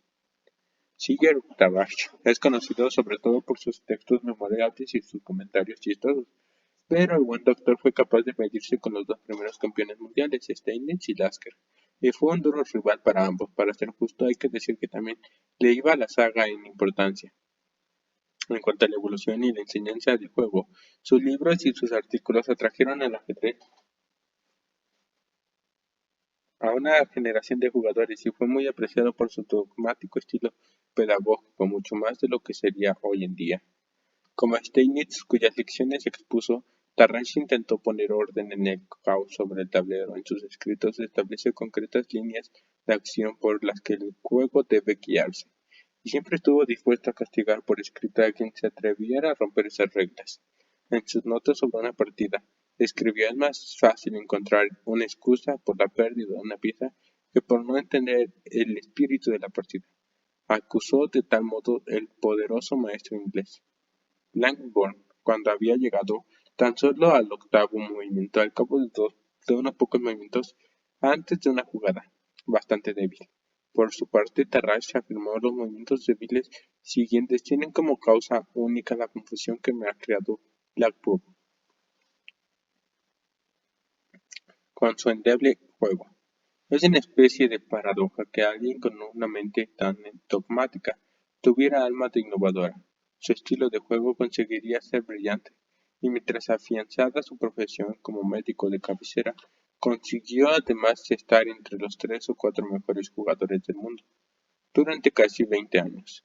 Una permanencia en la cumbre tan prolongada hubiera sido imposible sin capacidad de adaptación. Acerca de Lasker, ninguno de los grandes jugadores ha sido tan incomprensible para la mayoría de los aficionados, e incluso para los maestros como Emanuel Lasker, José Raúl Capablanca. Según sus propias palabras, en el tablero de ajedrez las mentiras y la hipocresía no sobreviven mucho tiempo. La combinación creativa deja desnuda la presunción de la mentira, un hecho implacable que culmina con un jaque mate y contradice al hipócrita. Acerca de Tarrach, Finísimo siempre siguió sus propias normas, a pesar de su devoción por su método supuestamente científico. Su juego a menudo era ingenioso y brillante. Bobby Fischer. Según sus propias palabras, el ajedrez, como el amor, como la música, tiene el poder de hacer feliz al hombre. Tarrach enseña conocimiento, Lasker enseña sabiduría. Frank Reinfeldt. 6. Talento. Cuando tenía 11 años, sencillamente me volví bueno. Bobby Fischer, 11º campeón mundial del ajedrez. ¿Qué gente mala?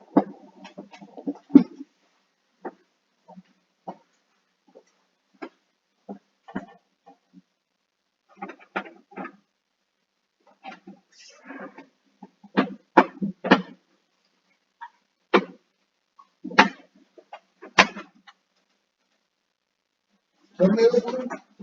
Yo no he tomado mi medicamento.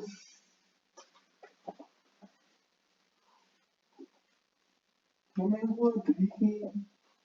No pasé.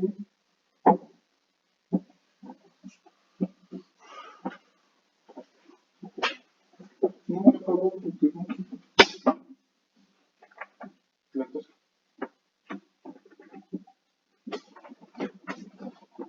Te pongo un botón. Pero como. Y comida picada. Sácate.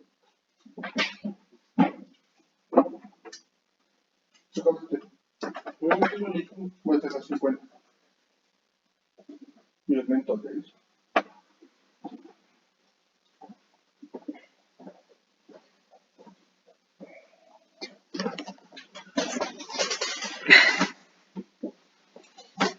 La denominación de Gran Maestro solía reservarse únicamente para los mejores jugadores del mundo. El zar ruso Nicolás II inventó el título para los 5 finalistas del Gran Torneo de San Petersburgo de 1914, que él patrocinó. A partir de aquel intento legendario, la Federación Internacional de Ajedrez FIDE lo adoptó como criterio cualitativo. Inevitablemente se produjo una proliferación de títulos, hasta llegar a un total aproximado de 1000 grandes maestros que existen hoy en el mundo. Hoy día hay tantos grandes maestros que se utilizan denominaciones extraoficiales como Super Gran Maestro para diferenciar a los mejores jugadores del resto. A menudo me pregunta qué distingue a un jugador de ajedrez de élite a los 10 mejores del mundo de mucho extraordinario, jugadores que no consiguen colarse entre los 20 mejores o entre los 100 mejores. Desgraciadamente existen tantas razones por el fracaso como para el éxito. Es imposible hacer generalizaciones globales. El triunfo o el fracaso de cada jugador tiene sus propias causas. El más controvertido de todos ellos se expresa tan elusiva llamada talento. Hay tantas definiciones y aspectos del talento que no es de extrañar que tengamos problemas para decidir quién lo tiene y quién no.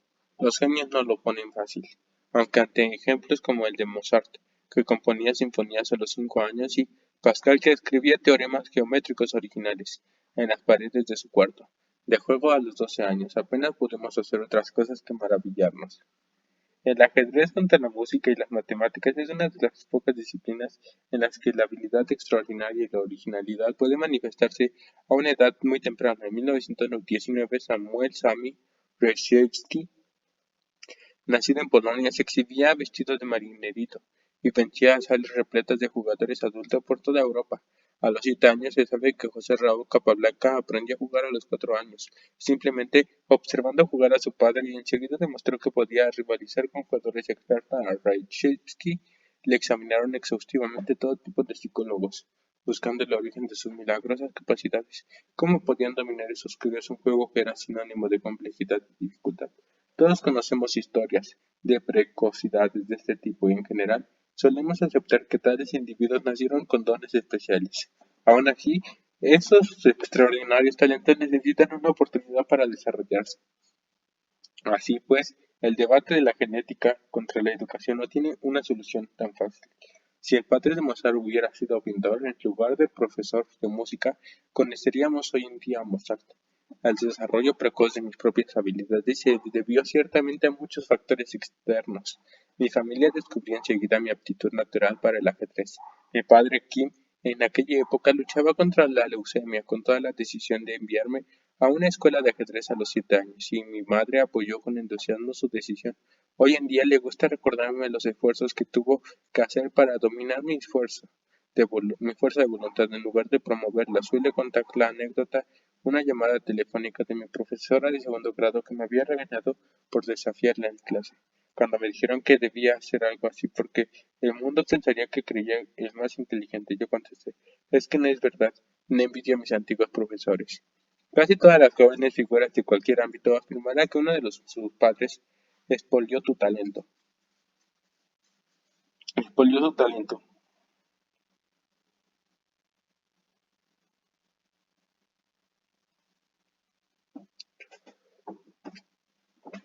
En cuanto a factores internos, para mí está claro que no hubiese conseguido un triunfo parecido en nada que no fuera el ajedrez. Llegué al juego de forma natural y mis cualidades se adaptaron a sus requerimientos como un guante.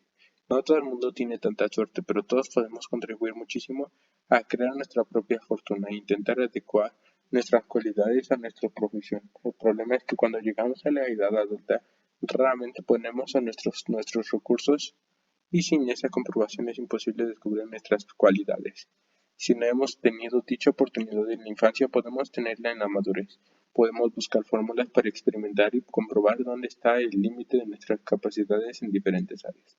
Identificar a las pautas de nuestra vida. Dicha experiencia es fundamental dado que muy pocas actividades requieren cualidades en un solo terreno. Un concertista de plano ha de tener destreza física además de buen oído y sentido de ritmo. La mayoría de los casos requieren un conjunto similar de habilidades. Pensemos lo que se necesita para ser un buen gerente, un buen general o un buen padre. El ajedrez no es una excepción a esta regla, y para destacar es necesario una síntesis de desarrollo del talento y los conocimientos adquiridos. Entre las cualidades innatas más importantes yo citaría la memoria y la fantasía. A menudo se discute si la memoria es algo que ya no posee o no, como la altura o los ojos azules. Hay quien intenta tipificarla, y se habla de quien tiene buena memoria para las caras o mala memoria para los nombres. Existen los estereotipos, como el profesor distraído que se sabe de memoria las obras completas de Chaucer, pero nunca recuerda dónde ha aparcado el coche. Sabemos que el cerebro almacena los recuerdos antiguos y los recientes en distintos lugares. Existen individuos con memoria foto- Existen individuos con memoria fotográfica capaces de recitar sin esfuerzos listines telefónicos enteros. La gente suele creer que los ajedrecistas de élite han de poseer esas facultades, pero la realidad es muy distinta. Es verdad que para ser un gran jugador de ajedrez hay que tener buena memoria, pero es mucho más difícil explicar que lo hay que recordar exactamente. Modelos, cifras, imágenes mentales de las piezas y el tablero. Aparentemente, esa respuesta que tanto intriga y preocupa a los psicólogos es el compendio de todas las anteriores. La práctica del ajedrez, a ciegas, fascina al mundo desde hace siglos, en 1783. El gran jugador francés Franco Isandre, Danican Philidor jugó dos partidas simultáneas sin ver el tablero, y se lo consideró un genio sin parangón. Un periódico lo describió como un fenómeno en la historia del hombre, que debería pasar a formar parte de las mejoras nuestras de la memoria humana, hasta que la memoria dejó de existir. Unos 200 años después, el gran maestro polaco Miguel Nahor quedó atrapado en Argentina cuando estalló la Segunda Guerra Mundial. Cuando la guerra acabó, Nahor pensó en informar a su familia de Polonia de que había sobrevivido. Ofreció la mayor exhibición de ajedrez a ciegas que se había celebrado nunca, con 45 tableros simultáneos, es decir, 1440 piezas por controlar. Lo que exhibí, la exhibición duró tanto que algunos de sus exhaustos oponentes tuvieron que buscar sustitutos en mitad del torneo. Tras casi 24 horas de juego, Nagpur había conseguido 39 victorias, 4 tablas y tan solo 2 derrotas, contra sus rivales quienes por supuesto jugaban viendo el tablero. Eso no significa que Nagpur tuviera una memoria fotográfica perfecta, que no la tenía. Lo que tenía era una espectacular memoria ajedrecística, la capacidad de retener las pautas y los movimientos de las piezas en un tablero de 64 escaques, lo cual es esencial para el jugador, tanto si puede ver el tablero como si no. Esta capacidad para recordar y visualizar permite un cálculo rápido y ajustado, lo que significa que no necesitamos calcular todas las posiciones desde cero. Si recordamos una posición similar, somos capaces de acordarnos si funcionó o no en esa ocasión. Tendremos mucha ventaja sobre alguien que la vea por primera vez. Un gran maestro memoriza decenas de miles de situaciones y pautas, una base de datos ajedrecísticos que se suman a una práctica frecuente y constantemente. Mi capacidad para recordar tantas partidas y posiciones no significa que me resulte más fácil recordar los nombres o las fechas, o cualquier otra cosa. Adrián de Groot ilustró esta cuestión con su elegante estilo en un estudio sobre los jugadores de ajedrez de 1946. Probó a jugadores de todos los niveles, desde anteriores campeones del mundo a principiantes, intentando descubrir el secreto de la maestría en el ajedrez. Memorizarán y luego la tomó nota de la exactitud que demostraron al reproducirlas. Previsiblemente, cuanto mejor era el jugador, mejor lo hacía. Los jugadores de élite acertaron en un 93%, los expertos en un 72% y los jugadores comunes solo en un 51%. 30 años después, un estudio similar examinó el asunto más a fondo y dio una vuelta de tuercas más. En 1973, los investigadores W. G. Chase y J. Simon repitieron el experimento de Groth, pero añadiendo una segunda serie de posiciones clave. Para esa segunda serie colocaron las piezas en el tablero al azar, sin atenerse a las reglas del juego, ni a ningún otro patrón. Como el estudio de Groth, los mejores jugadores obtuvieron las mejores puntuaciones con las posiciones tomadas de partidas reales, pero con las posiciones arbitrarias todos los jugadores consiguieron aproximadamente los mismos resultados al margen de su nivel de juego. Sin poder utilizar pautas a las que los psicólogos llaman grupos, los maestros demostraron una destreza memorística superior. En todos los desafíos del hombre se produce el mismo proceso, la memoria puramente rutinaria. Es mucho menos importante que la habilidad para reconocer las pautas esenciales.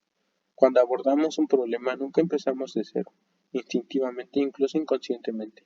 Buscamos un nuevo paralelo o anterior, comprobamos la autenticidad de dicha comparación e intentamos elaborar una receta parecida con estos ingredientes y ligeramente distintos.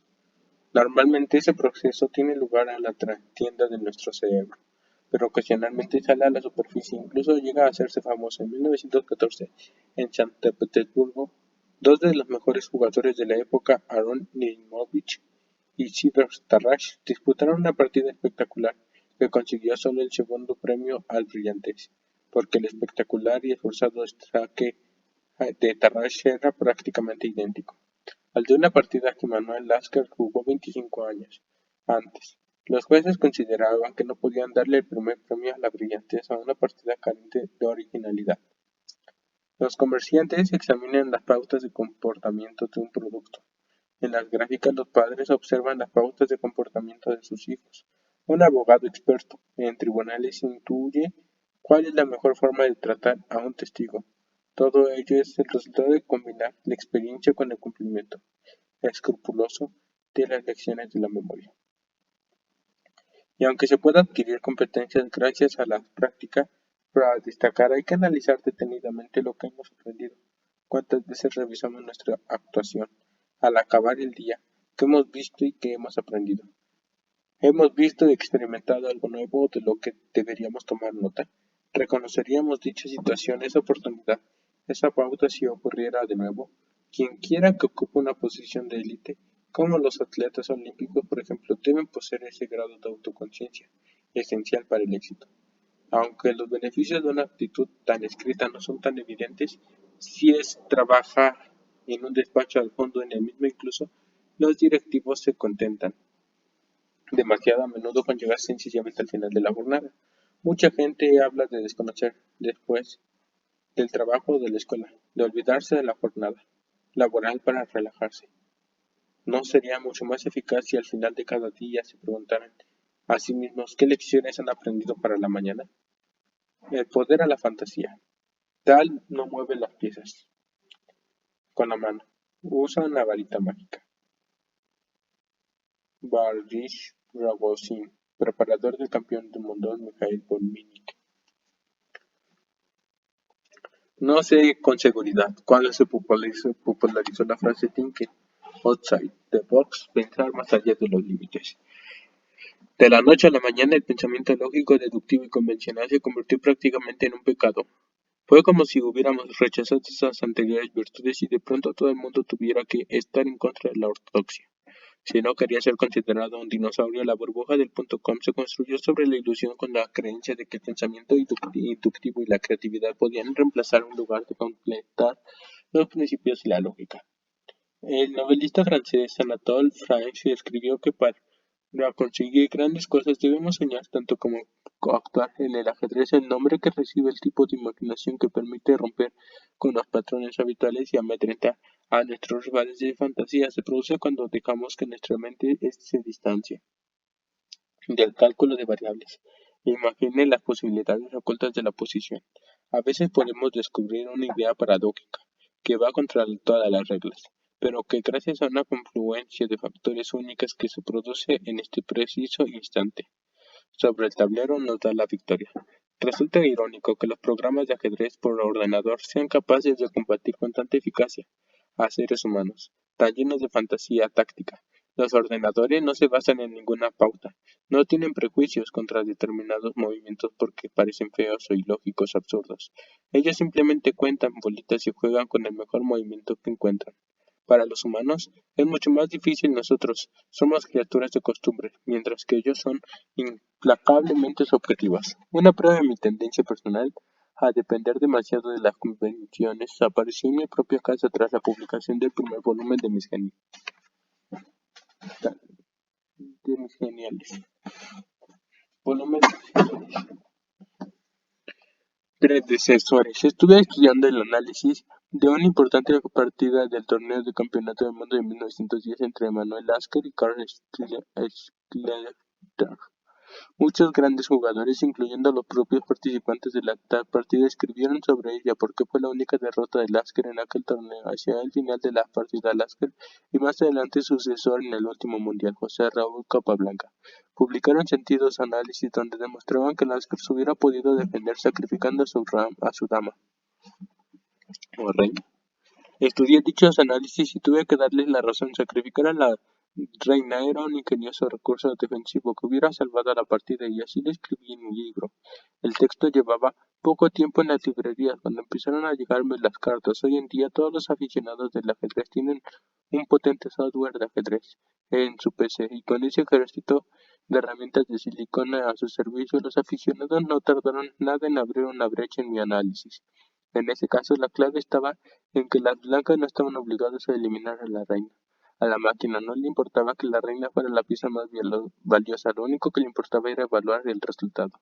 5 generaciones de jugadores, incluido yo mismo, habrían capturado a la reina y a partir de ahí hubiera empezado a analizar. La computadora presintió de la reina y demostró que había una forma más sencilla de ganar.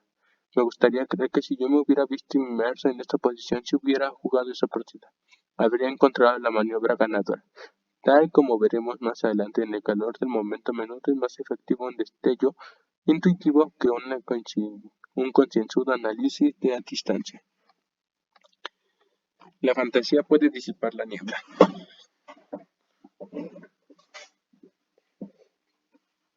Mantener la mente abierta es muy difícil. Era un juego que depende tanto de pautas y la lógica. Para inspirarnos podemos recurrir a aquellos grandes jugadores que buscaron sistemáticamente formas originales para sorprender a sus rivales, y nadie lo hizo mejor que el octavo campeón del mundo, el Mago de Riga. Llegó a campeón en 1960, a los 23 años, cuando su juego agresivo y volátil ya le había hecho famoso. Sacrificaba peones y piezas de modo que contradecían totalmente los principios de la era científica y moderna establecida por Botvinnik, tal reinvento del método del ajedrez romántico, como se jugaba a mediados del siglo XIX, cuando defenderse se consideraba una cobardía. ¿Cómo lo hizo? ¿Cómo es posible que los caballos de tal parecían más ágiles y sus alfiles más rápidos que los de otros grandes maestros? Tenía una capacidad de cálculo enorme y esa era solo una pequeña faceta de su talento. Tenía la habilidad de saber cuánto el cálculo por sí solo no bastaba para resolver el problema, tal como declaró en una famosa entrevista, donde comentaba sus pensamientos durante una partida complicada contra el gran maestro soviético Vasilij Zhukov y sus pesaba la conveniencia de sacrificar un caballo. Las ideas se agolpaban en un tropel. Ya había trasladado una sutil respuesta para mi oponente, que había funcionado en una ocasión, a otra situación donde naturalmente resultó bastante inútil, de manera que tenía la cabeza llena de un caótico montón de movimientos de toda clase, y el famoso abanico de variables, de aquel que los preparadores te recomiendan que cortes las ramas más pequeñas, que en ese caso se expandía con una velocidad increíble.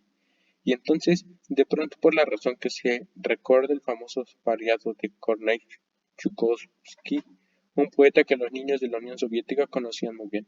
Oh, qué tarea tan dura fue. Arrastrar al hipopótamo fuera del estanque.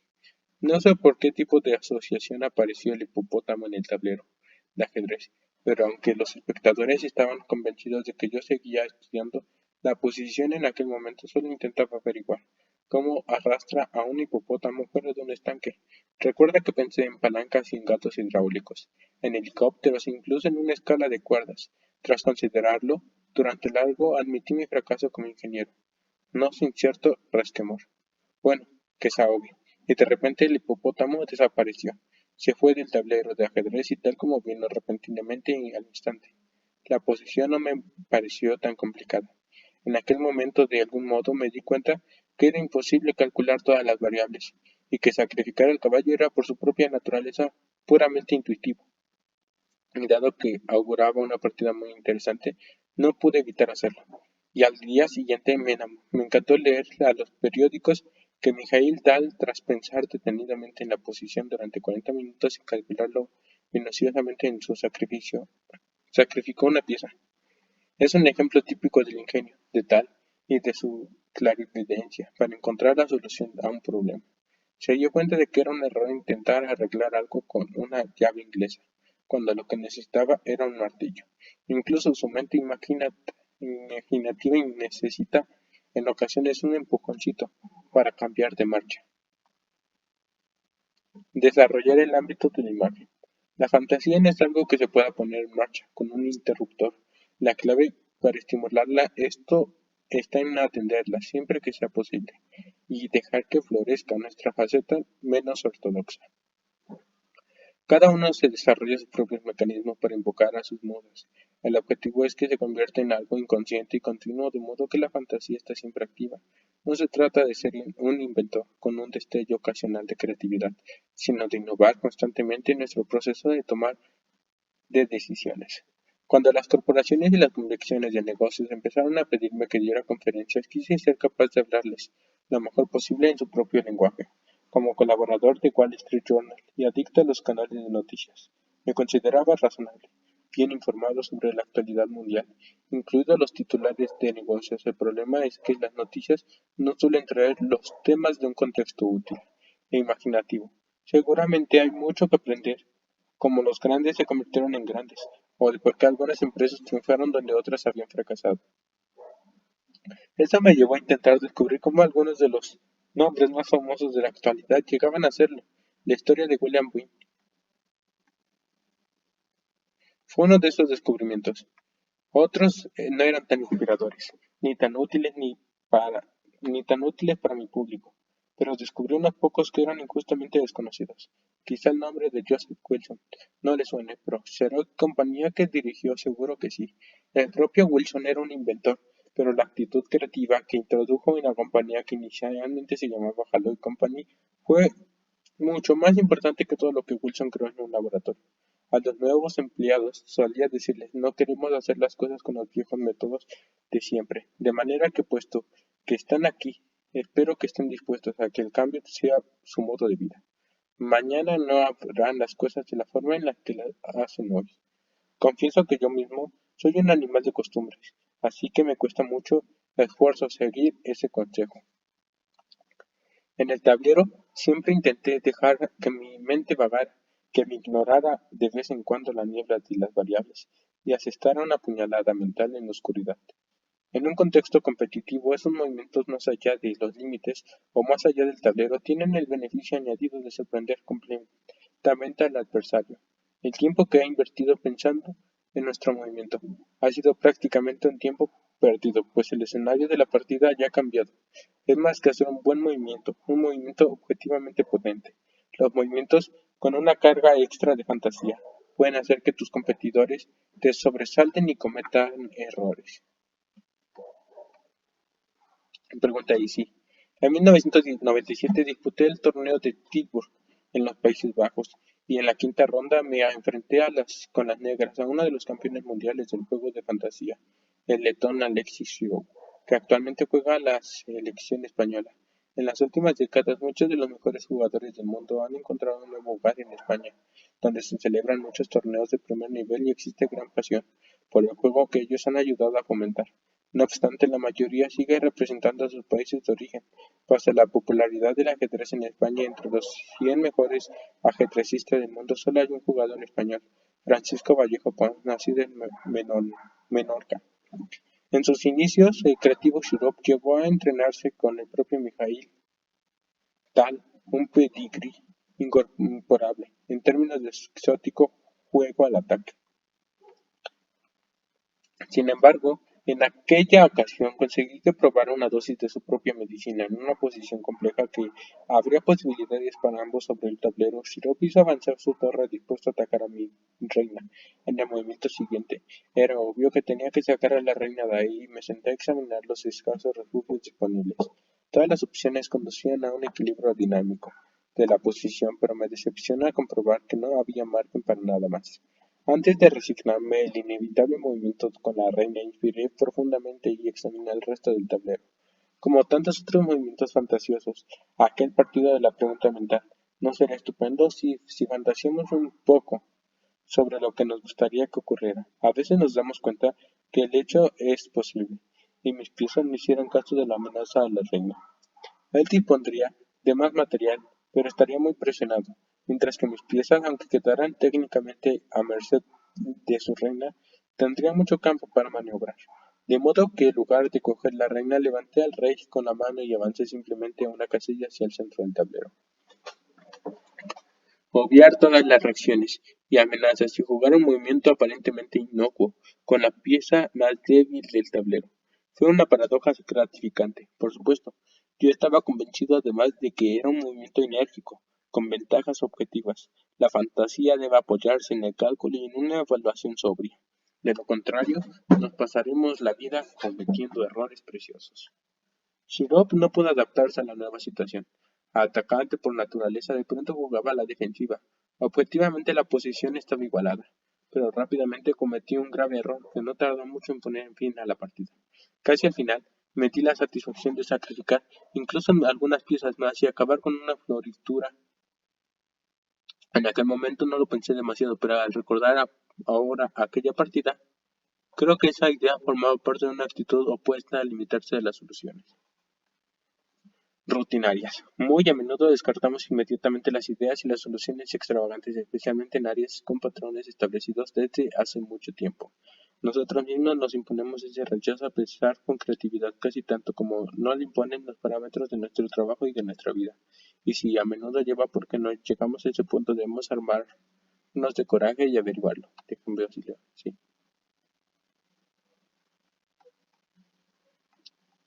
Está caballo. Tomar conciencia de nuestros hábitos y luego romperlos. Hay tantas formas de estimular nuestra fantasía como decisiones tomamos durante el día. Nos encontraremos nuevas formas de solucionar nuestros problemas, a menos que busquemos nuevos caminos y una vez que lo hayamos encontrado necesitaremos sangre fría para ponerlos en práctica. No todos funcionarán según lo esperado. Por supuesto, cuando más experimentos, más éxitos obtendremos. De dichos experimentos debemos romper nuevas costumbres, incluso hasta el punto de prescindir de las que nos hacen más felices, para comprobar si podemos encontrar métodos nuevos y mejores. Si queremos sacar el mayor partido de nuestras dotes innatas, debemos estar dispuestos a analizarlos críticamente, a nosotros mismos y a mejorar nuestros puntos débiles. Lo más sencillo es confiar en nuestro talento y centrarnos solamente en lo que hacemos bien. Es bien es cierto que deseamos jugar con nuestras fuerzas, pero si no conseguimos equilibrar esa tendencia de algún modo, nuestro crecimiento será limitado. La manera más rápida de mejor forma de global es trabajar nuestras debilidades. Es importante no hacer caso de los estereotipos que tenemos sobre todos nosotros mismos cuando nos embarquemos en dicho proyecto. Nuestra propia opinión sobre comparaciones, las personas que les dicen constantemente a los demás y a sí mismos que son olvidadizos o indecisos, se meten en un círculo de reafirmación negativa muy difícil de romper. ¿Cómo sabe alguien que su memoria es peor que la de su esposa o que la mía? Es mucho mejor que tener cierto exceso de confianza en uno mismo que lo contrario. Churchill escribió: la actitud es una insignificancia que marcará la diferencia. Si confiamos en nuestras habilidades, ella nos recompensará. José Raúl Capablanca, Cuba, 1888-1942. Bueno, amigos, hasta aquí lo voy a dejar. La página 70.